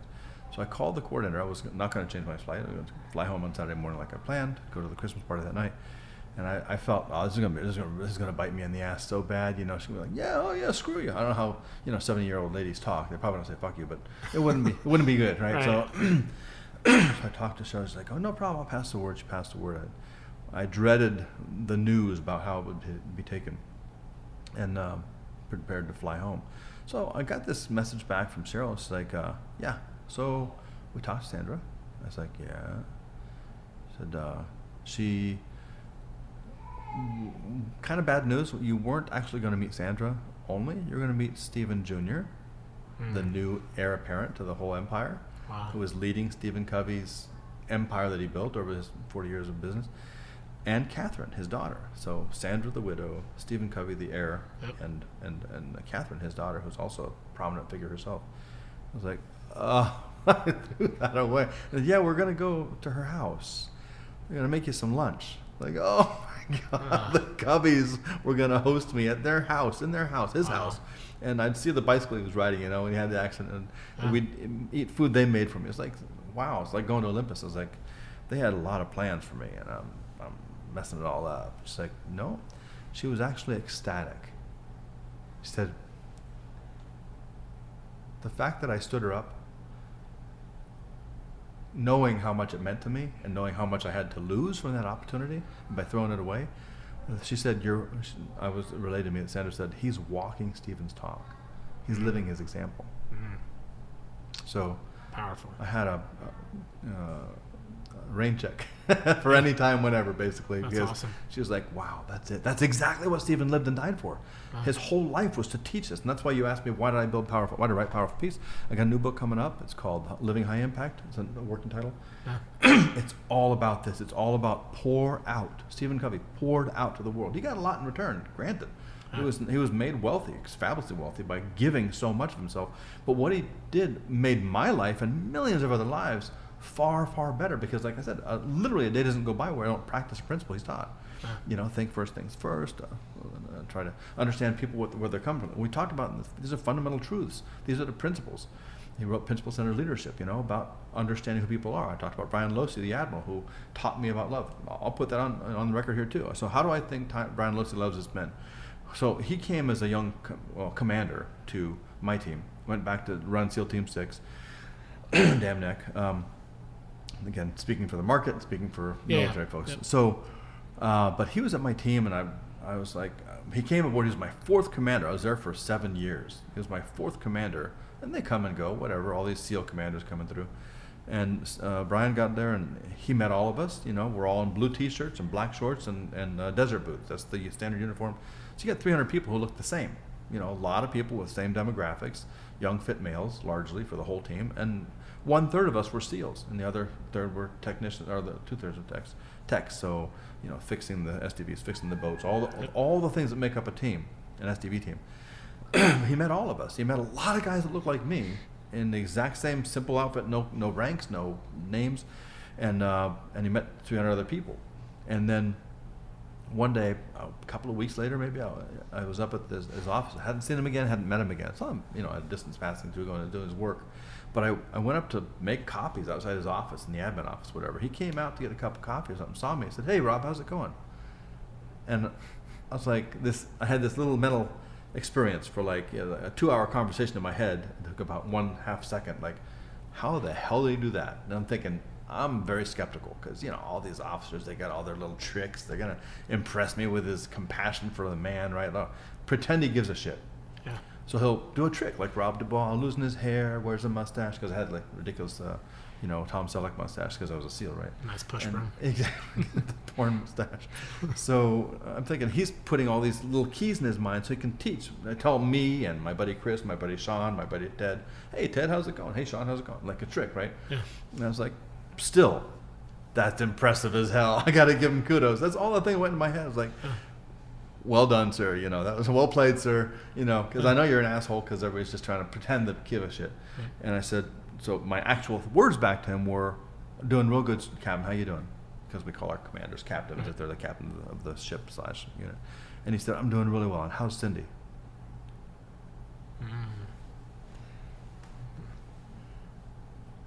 You can't put that into a box of tricks. You can't remember my wife's name. He gave a fuck about me. Yeah. And at that moment, I knew I was meeting a leader. And I would follow that leader anywhere, in one of those gates of hell things. Not because he was nice to me, but because he gave a shit. He might watch me die and be torn up about it, heartbroken about it, but knowing he had put me in a situation, he would never put me in a situation without having the absolute certainty he's doing the very best he can to care for that human being. Yeah, it's powerful. And every SEAL he had, every sailor he had, every person. He went off to SEAL. When he came back, Brian's quote is on my book. When Brian came, he was at Damneck. He was running SEAL Team 6 when I retired in 2006. I reached out and said, "Dude, you can please come up and be at my retirement. You're such an important figure in my career." He said, "I'm coming up. We'll bring the family. We'll drive up from Virginia Beach to D.C." We made plans weeks in advance, and Ivy, his wife, and his kids, one at a time. Ivy and his daughter, they were kids then, so she had to go to a recital or whatever, and a ballerina thing or whatever. So she's like, "Yeah, Ivy can't come, but I'm still, coming up with me and the boy." And then the boy had a scout thing or whatever. And he's like, "I'm still coming up." And then right like the same week, I was retiring on a Thursday. He said, "Dude, I got a thing in the morning. I got a commander thing, but I'm flying up. It's going to get on Mill Air and fly to D.C. from Va Beach to meet me, and then fly back to Va Beach to do another SEAL Team 6 commander thing because stuff was spicy at the time." Yeah. He was busy, but he flew to D.C. to attend my retirement. And he said, "Listen, I'm here for you." He was a captain at the time. His whites and the big gold bars. Really so much honor for me that he'd be present for that. He really established that massive presence in my life as a person of leadership authority. Yeah. And he said, "I'm here for you, okay? And like, don't pull any hijinks because like he knows me. I'm all about the hijinks." And I'd say, "Oh, Brian Losey, everybody." He's like, "I'm here for you. I'm just here to support you. I'm not here to be the star of the show or anything." It's like, "No problem, got it." Sat him down with my parents in the front row, and he's got his little, captain's uniform on. And then my buddy sang the song, and my other buddy did the chaplain thing, and they got to the part where the retiree speaks. They took the mic and said, "Hey, all right, guys, thank you for coming, and I'd like to introduce my guest speaker, Captain Brian Losey." He's like, "Okay, I got it," right? So he comes up, he's a good sport, he takes the mic, he says, and he opened with this. He said, he's got great one-liners. He said, all you folks here in D.C., because remember, he only knew me as a SEAL in the SEAL team. Right. Didn't know me in D.C. or all my stuff before or after as a spook for NSA. Right. He said, "You all know Rob DuBois, the velvet glove. I'm going to tell you about the iron fist inside that glove." Nice. Never such a powerful honor. I mean, that nobody's the SEAL Team 6 commander just said, "I'm an iron fist and a velvet glove." You can't get any greater honor for a man of war, than to be so spoken of that way. And so I said, years later, I was publishing a book. I said, "Can I use your quote?" He's like, "Yeah, of course." So it says here on the front, Rear Admiral Brian Losey, Commander, Special Operations Command, Africa. That was his job at the time. Right. Folks in Washington know Rob DuBois, the velvet glove. Now you can know the iron fist inside that glove. So Brian got front and center on this book, and on the back is Tony Robbins. Tony Robbins got bumped for Brian Losey because Tony Robbins and I have a relationship. So that's awesome. He's a huge mentor for me, physically and present. Yeah, for sure. He talked about going on a journey through a Navy SEAL's eyes, as he embraced the distinctions between evils and truths and peace and the power of human nature. Powerful Peace is a must-read for all, but especially those who wish to influence others. I love it. Which is exactly what we talked about the whole time here. Yeah. So Tony Robbins says you must get Powerful Peace and read it because if you're a person who wishes to influence others, again, to manipulate, but really, genuinely, authentically, for everyone's win, going for the win-win, which is what Stephen Covey taught. It all comes full circle. These are fundamental truths that cross wars and politics and economies and corporations, interpersonal relationships, marriages. I've had people write to me and say, your book saved our marriage. I had a young man write to me and say, your book gave me back my dad. His dad and he reconciled. He was a young man, 17, 18. He read Powerful Peace, applied certain principles, as I teach in here about the interpersonal stuff, how it's all about personal accountability, how we control ourselves and nothing else in the universe, but by controlling ourselves right, we influence others. And he said, I read the book, my dad and I reestablished a relationship after being estranged for so many years, and then he got a terminal cancer diagnosis. So before my dad, we would have been forced to reconcile, because dad was dying now. But before that happened, we reconciled because of the principles in Powerful Peace. It's awesome. I love stories like that too, where it's like, somebody finds the light, right? And it's just in time. You know what I mean? Where it's like just in time. Yeah, it's movie stuff. You can't write these scripts, right? Yeah, it's amazing. And it wasn't intended to do that. It was intended to say, this is about you. This is my observations in 34 countries. Right. Every war since the Cold One.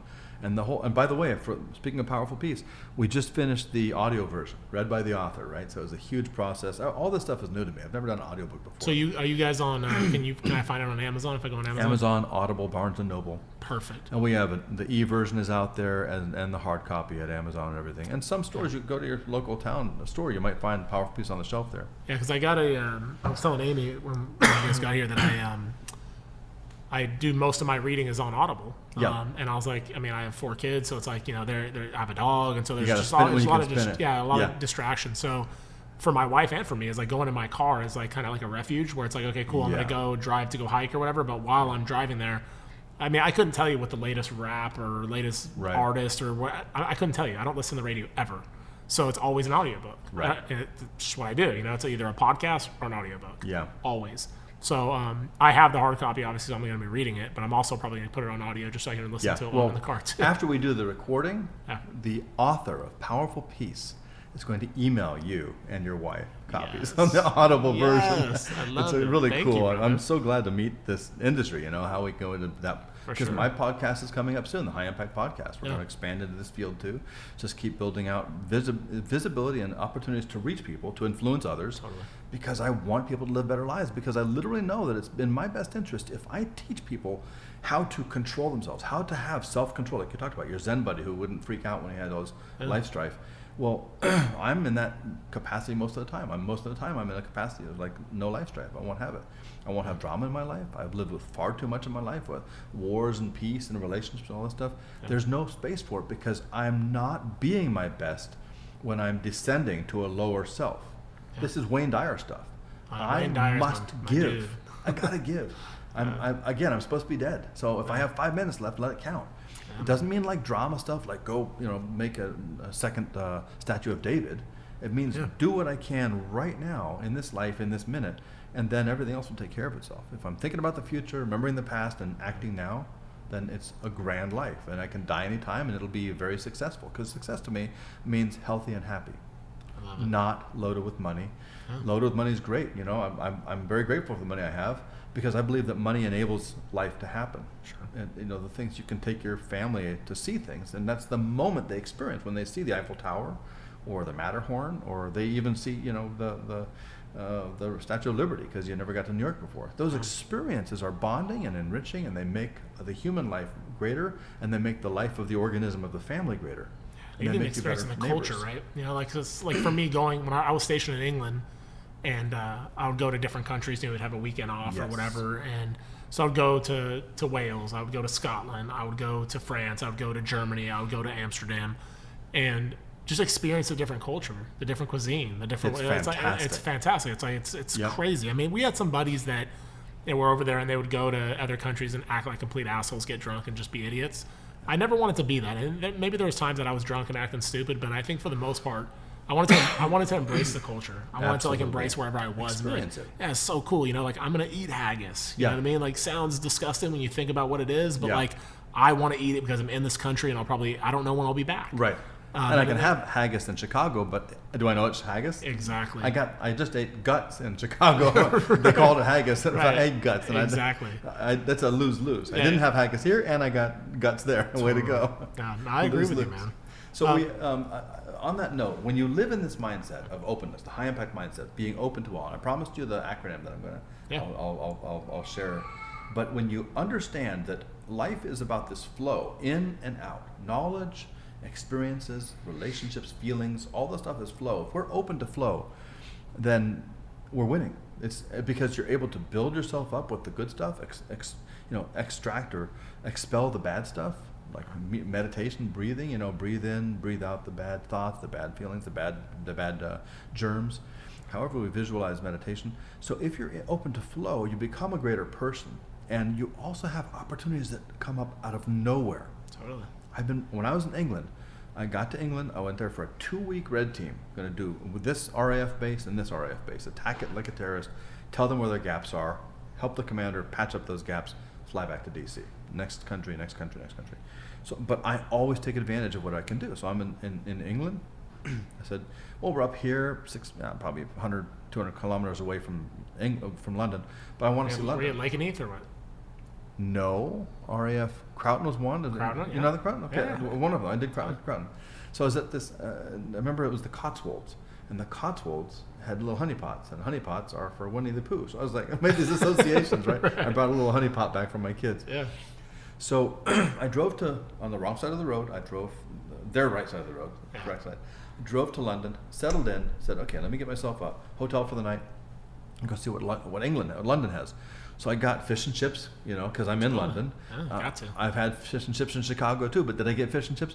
God knows. Yeah. I know I got fish and chips if I eat them here at a pub. So I got my fish and chips, and then I meandered down the road, and I saw this gigantic crowd out in front of the palace. I could see my map. There's a palace there, so that's where a lot of people live with the jewels and stuff. Yeah. And there's this gigantic square, like the mall in D.C., out in front of it. Long promenade, a lot of grass and trees and stuff, jammed full of people. I was like, whoa, how do you fill this many people in one promenade?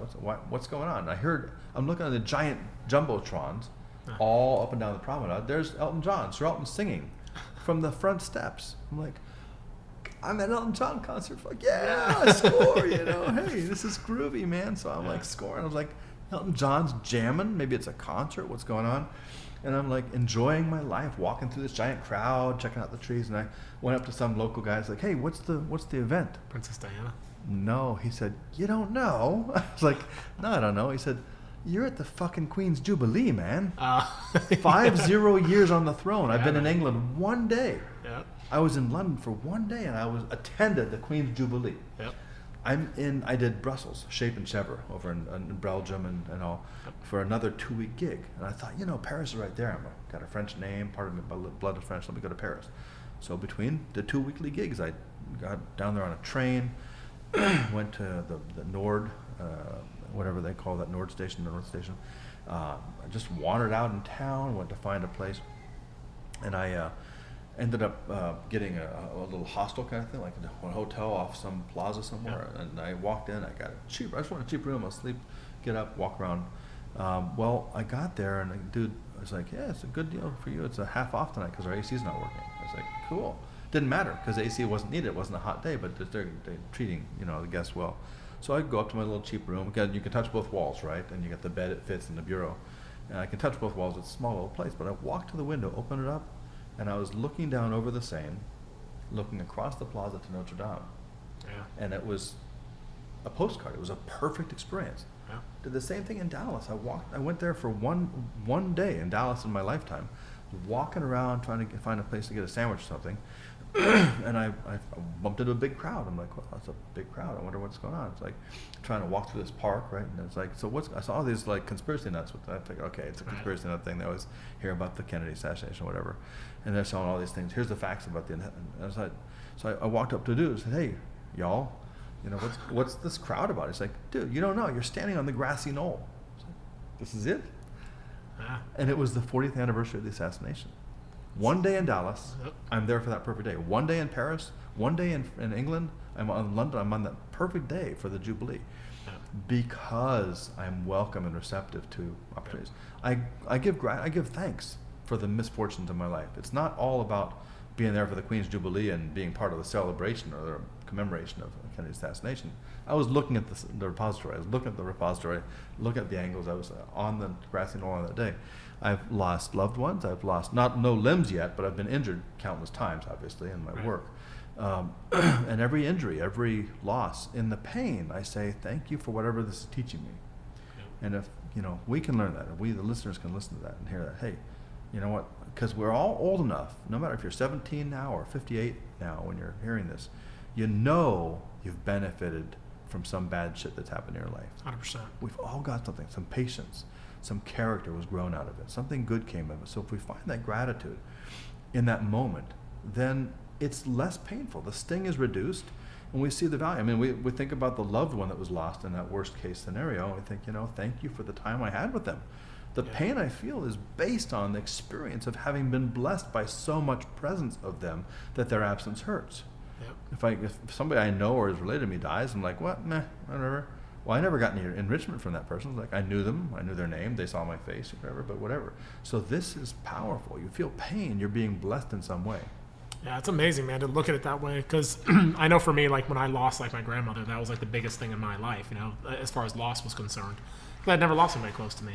But now that makes perfect sense for me, where it's like, well, yeah, of course it hurts, because like she was such a positive light in my life that the loss of her is like, oh wow, that's powerful. That's and you never had her. I mean, if you'd never had her, you would not be that as rich as you are because of your experience. And that was the blessing. It's like the pain is a direct message of how awesome this is. Yeah. This was so awesome. It hurts like hell. Yeah, for and sure. Thank God I had that thing that was so awesome. We all knew it would end. Everything's going to end that you and I experience in our lives is going to end with our ending or the ending of those people that are around us. Why don't we talk about Impact Actual before we sign off? I want to know what it is, and I want to know what the mission statement is, what you're trying to accomplish, and share. We have a course called the Unchained course right now. I've been evolving over the past 12 years since my retirement, daily, hourly, monthly, annually. I began coaching. So if anybody's interested in coaching from a Navy SEAL, but not just a Navy SEAL with big biceps, but a guy who can actually understand where you're coming from. Yeah. Get into the heart, get into the person, body, mind, heart, and soul. I'm wide open for that. Everything is available through impactactual.com. Again, impactactual.com. And the reason I specify that is because people don't understand what they're hearing. Unless they understand military communications, like you watch Platoon, you'll hear, this is Viper Actual on the phone.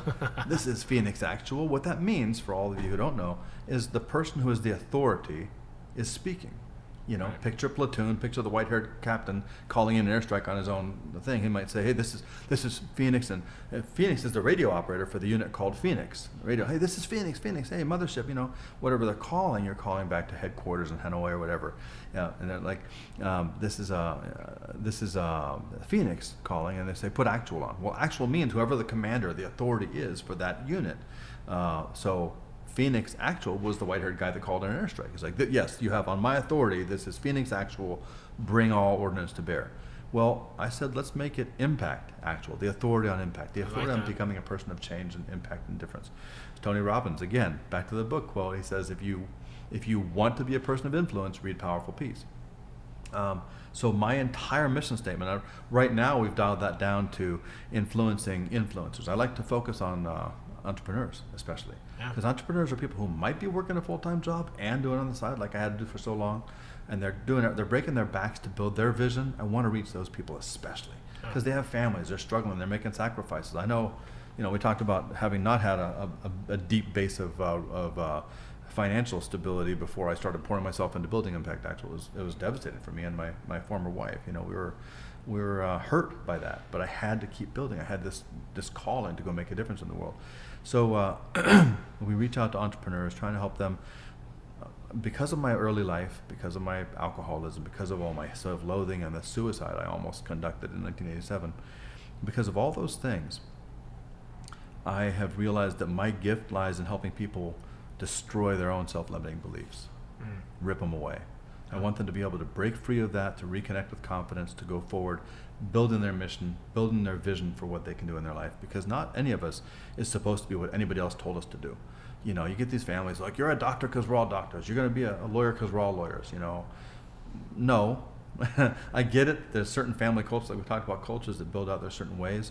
That may be fine for the parents that were made to be something by their parents. Even in arranged marriages, you're forced to marry this person. But that's not how our free, true, independent life should be. Yeah. We should make our choices based on our best understanding of ourselves. And I help people understand that. Help them throw away, you know, you're a piece of shit. You're never going to amount to anything. You're stupid because you were told you were stupid when you were a kid. I have friends who were told they should have never been born. How agonizing is the life you have to unpack all that stuff of believing you never should have been born, believing you're a mistake, believing your existence itself is a contamination on the planet, which I suffered from myself at one point. So talk about self-limiting beliefs. I lived through self-loathing and all the things that addicts deal with. And I try to reach people from that. But it's not just for other addicts. It's for people that are trying to build something, you know, make their vision come true on the planet. So Impact Actual is what I love about it. When we do branding and different logos and stuff, it has the word ACT in it twice. ACT, yep. ACT. I'll overlay the impact over actual and show act. Any questions? You know, take action. Own this thing, go forward. So we built the program called Unchained now. It used to be called Turbo. I built it because I was coaching, and I couldn't coach as many people as wanted to be coached by me. I couldn't expand myself infinitely. So what if I built a program that I could deliver online? That was 5 weeks at the time. And it was a PDF version, delivery of PDF, which is still available. We have, you know, people could see the actual documents from that. But now I'm building it into the Unchained course, so we can deliver by video and so forth. And so that's really what the mission statement I'm talking about evolved out of that concept. How do I reach entrepreneurs to help them expand themselves by tearing away their self-limiting beliefs, understanding who they are, rediscovering that passion that they've, you know, they're feeling like everything, as you know, as an entrepreneur, everything suffers when anything suffers. Yeah. Your love life, the relationship, your parenting skills, your self-discipline, your discipline of the children tends to get a little too much or a little too lax when we're not aligned well, not body, mind, heart, and soul alignment. Right. So the Impact Actual is where everything is. And you can find me all over the sites, Rob DuBois or Impact Actual. What's the best way for people to connect with you? Rob DuBois at impactactual.com. And I spell this because Dubois is D-U capital B-O-I-S. So robdubois.com. You can get me at robdubois.com. But ideally, right through rob at impactactual.com is a direct contact to me. Right. I wanted to mention the promised life-changing concept I have. I'm sharing it here on this podcast for the first time ever. Yeah, I've talked about it in confidence to my son, Gabe, because he's 29, working through some stuff, and he's expanding into his full masculine life of living his passion. Right. So here's the phrase. It's a self-direction, and it's how you overcome any adversity in the moment you're in it. It's the word bonk. The word bonk is fun. It's a fun word. It's a disruptive word. Like Tony Robbins. You're sitting there at one of his seminars, you got the mic, you're like, oh, I just can't make it work because my wife's a bitch. And he's like, bonk, he'll tap you in the head, like an actual physical bonk. Or wave his hand in your face. And you go, what? You say, shut up! Or, God bless you! Or something, you know, something startling to disrupt your pattern. And whoever's disrupted in the way he bonks people will be like, what are you doing? He's like, how do you feel now? Weird. Good. You were feeling pity, now you feel weird. That's an improvement. Now let's readjust. Let's go in this other direction. So bonk was a brainstorm. I think all the good ideas I've ever had are inspiration. Like I didn't think of it; it was given to me. Yeah. All the book. On the record, I'm an excellent writer, but that's not because I did anything. I just have a talent to write. I have a talent to communicate to people. I was given that, and I'm grateful for that. I'm not proud of it. See, it's a very distinct point of high impact mindset. I'm grateful for the gift of communication. I'm grateful for the gift of being able to learn languages and speak to people on, you know, many, many hundreds of millions of other people grow up or open up to me. So bonk, this disruptor, is a fun word to begin with, but we can do it to ourselves, and it's an acronym, and it starts with letters sequentially. Breathe. Okay, so we all know, we've heard this before. Count to 10, take deep breaths, whatever. So it's obvious. Breathe. So I'm like having a really stressful moment. I just got pulled over by the cop. I'm like, oh, what's he gonna do? I'm so stressed. I'm late for my meeting. I'm on the train trying to get to the meeting. Whatever. Breathe. It improves everything in life. Yeah. Just breathing. It's just okay. Now didn't fix everything, but it's better. So you breathe. That's the B of bonk. Then you open. We talked about flow, right? Be open. Let ideas flow through. Let feelings flow through. Let concepts and other people's agendas, let them matter. Stephen Covey said, what matters to your kids has to matter to you as much as they do to you. So yeah, I get it. I don't play Yu-Gi-Oh! But when Gabe was playing Yu-Gi-Oh!, I had to care about that because that was his world. It mattered to him. I had to be there with him to be present for him. I couldn't just say, Yu-Gi-Oh! Is fine, but let's watch CNN. He's like, I'm 8. Let's watch BBC. I'm still 8. Things that matter to me. I have to be present for somebody, so I'm open. So opening is about a physical alignment, about restructuring your spine, your posture, physically just open to let flow happen. And it's psychological and it's physical, and let your blood flow better. So breathe to start the bonk, open up, and then neutralize, as in slack. Just relax and stop being so tense. Because when we start to freak out, we tense up. Yeah. We close up and we stop breathing. So you breathe, open, and neutralize. Let your muscles, let your mind, everything relax. And then in that state, when you prepare yourself with breathing, opening, and neutralizing, you know. And this is next level shit. This is advanced, this is Zen stuff. But knowing is understanding what you've done, everything you've done to date, to realize that everything that's ever happened to me before has not been fatal, because I'm alive, by definition. All the things I ever worried about have never amounted to much, because here I am in this state right now. That's pretty groovy. And sometimes some people are in a horrible state, and they say, yeah, it's a horrible state. Don't say it's groovy for me. But I say, okay, remind yourself that what you're suffering is blessing you. Something you're suffering will give you patience, will give you character, will give you goodness later. If nothing else, as I learned in sobriety, my dark past, the worst nightmare of my life, of self-destruction, destruction of others, betrayal of others, my self-loathing, my self-destruction, that I was ready to kill myself. The only reason I'm alive, as of that death I should have had, is because I hated myself so much in 1987 that I believed I would fail to kill myself successfully. I was on the edge of a building, and I was going to jump, and I thought, I'll be a burden to society because I'm very hard to kill. That was known even then. I'm very hard to kill.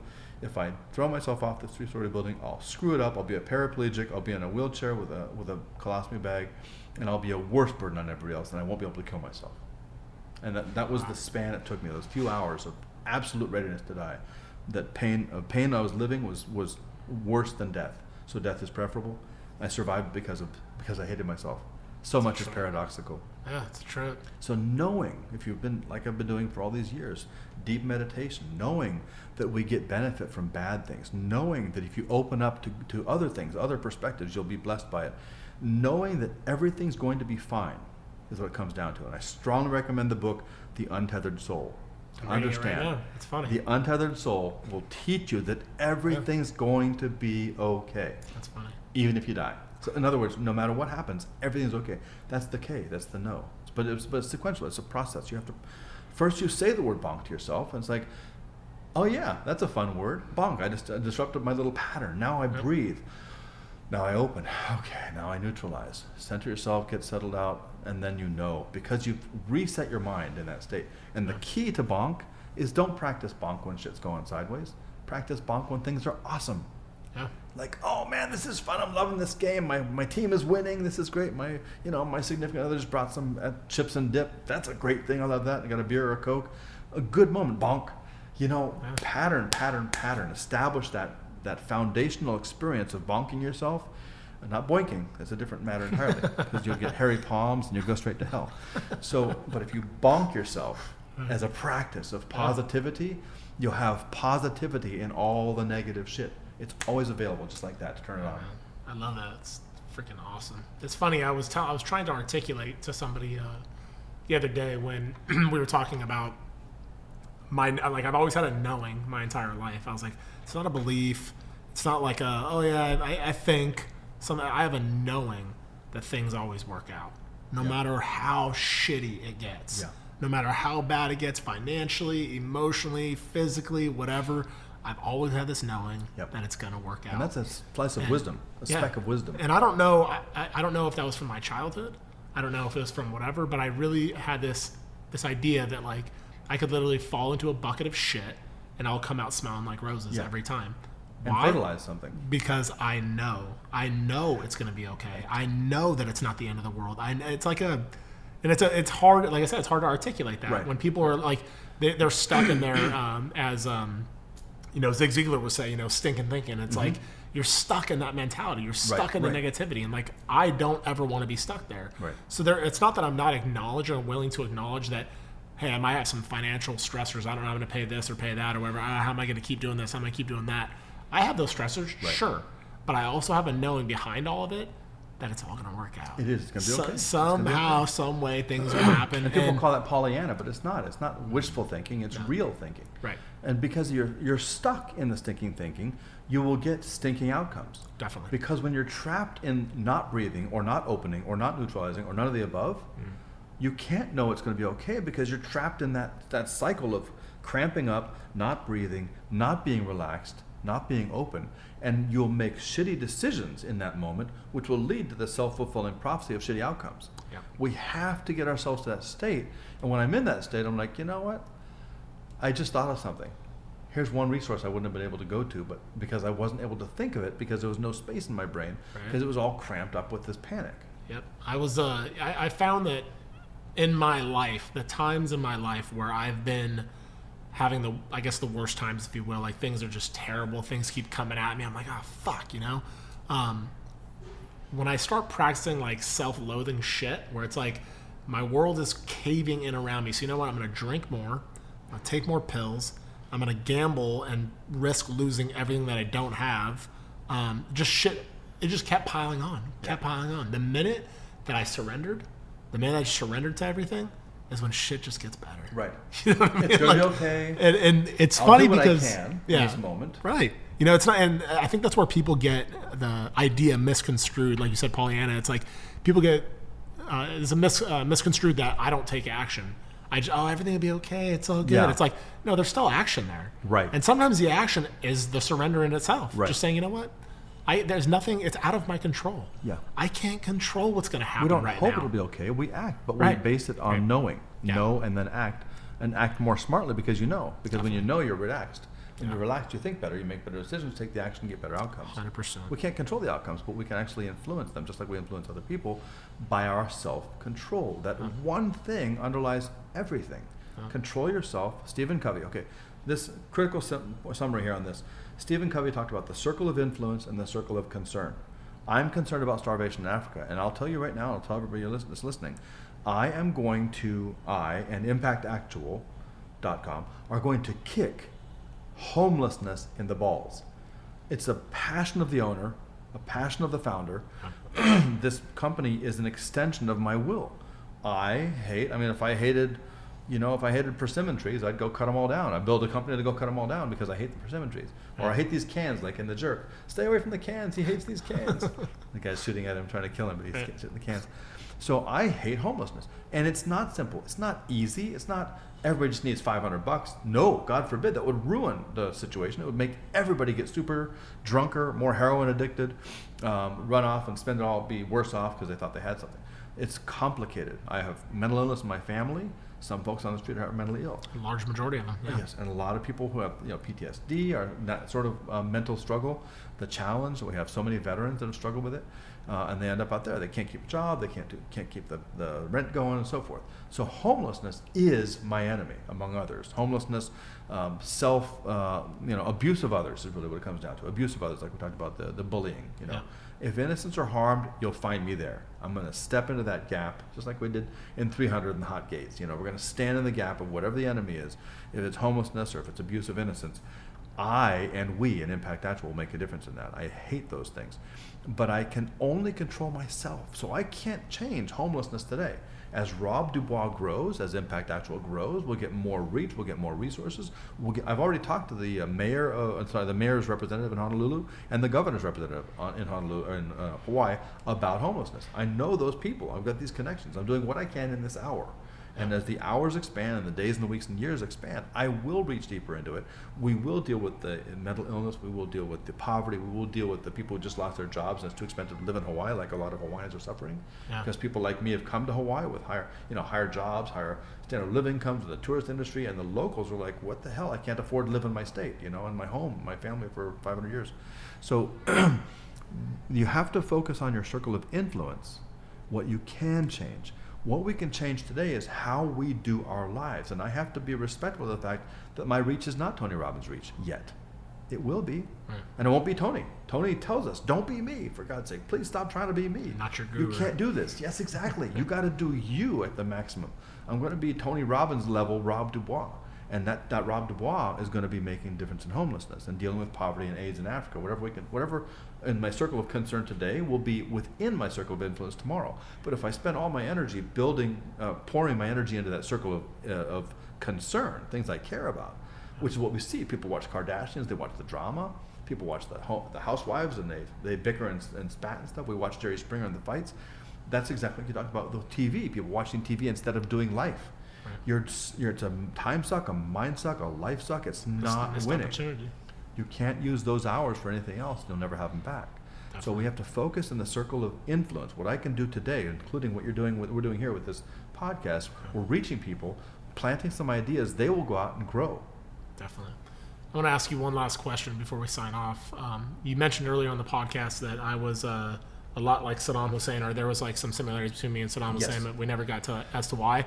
And I'm just asking because I'm fascinated by it. I want to see what that. So the 7 degrees or 6 degrees to Kevin Bacon. That's hilarious. So what that means is you can touch anybody on the planet if you connect to people that have connected to that. Oh. So in Baghdad in 2007 or 2008, whenever Saddam was nabbed in the spider hole, he was locked up, and they had to convey him for his trial, his hearings and stuff back and forth from the lockup to the court.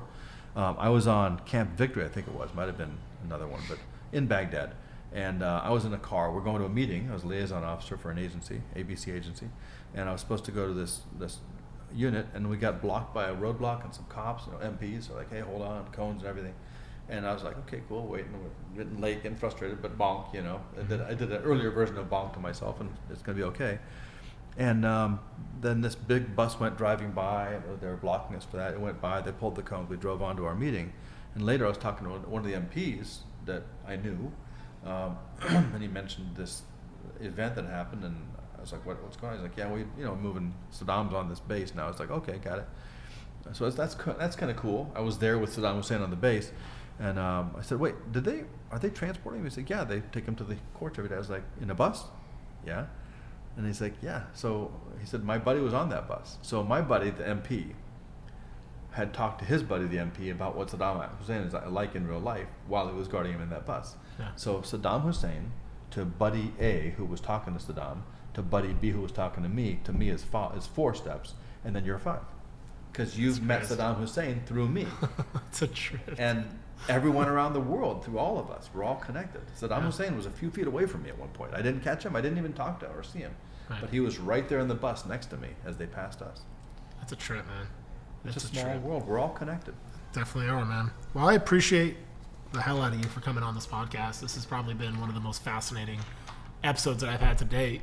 And definitely a lot of takeaways for the listeners, for sure, and for me, undoubtedly, man. I'm going to re-listen to this episode probably a couple times. Well, I really appreciate the opportunity. Very deeply, very sincerely, because what we're doing is not prestige shit. What we're doing is human shit. Definitely. We're saying, hey, talk, converse, explore these things. You've expanded my mind today. I've expanded your mind today. Totally. Got to read this one last thing from the Secretary of Defense. Please. To me, in an email. That's right. Personally. Now, that sounds prestige, but I'm not doing this for prestige. I'm doing this because it's fucking cool and it's very important to think about. Yeah. And we're sitting here talking about influencing people. So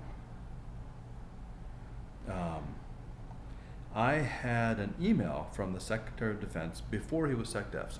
So Jim Mattis retired from the Army, and he became from the Marines, right? From the Marines, yeah, he retired, but he was CENTCOM at the time. Yeah. And he retired from being the top guy out there. And so Mattis, not Mad Dog Mattis, but Chaos Mattis, emailed me. Here we go. And he wrote, so I saw him at a luncheon when he was retiring. Yeah. Long before he picked. Well, he was out of the game for about a year and a half before he was tapped for SecDef. Yeah. One of the best decisions ever made by the Trump decision, no doubt about it. Absolutely fantastic decision. He wrote. I gave him a copy of the book, and he read it like a year or so later, and wrote me this email. I said, "Dear Rob, thank you for the copy of your excellent book. It took me a while to read it, but I recently had a long flight back from the Mideast. I'm no longer CENTCOM, right? He loves these phrasings. And seized the opportunity. You've written a masterful work, more humanistic and compelling than any I've read in a very long time. Every chapter's opening lured me deeper, and I forgot about the sleep plan I had in mind for that flight when I boarded the plane. Having just left from dinner with my SEAL sidekick, Vice Admiral Bob Harwood. Bob was tapped for NSC, and he rejected it recently. And he said, no, I'm not doing that job in this situation. But he talked to Bob back there when he was deputy. Right. Having just left my dinner with SEAL sidekick Vice Admiral Bob Harwood, by the time I stepped off the plane, I was ready to go sign up for UDT school. It was very thoughtful. You gave me such a wonderful gift, and you were successful in your design, : You did expand my perspective. Of course, once expanded, a mind is hard to reduce. So I'll remain grateful for the education. That's awesome. I'll treasure power for peace and so forth. I'll have it my ruck during my wanders in the high country. So SecDef Jim Mattis, one of the most important figures in this century for American politics, and one would argue the rolling 100 years, because he's been critical in this part of our life as a national family. He told me I educated him.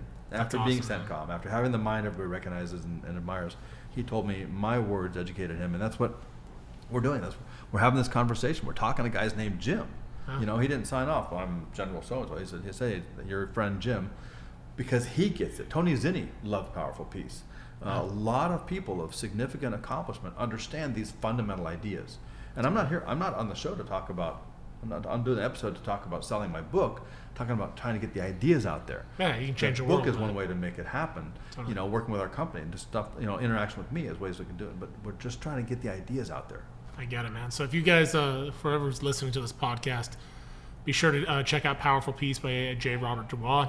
And I will be reading it after this episode, and we'll probably be doing a part 2 to this episode. I think so. Because I think there's a lot more that we probably didn't get a chance to cover. But I hope you enjoyed this episode.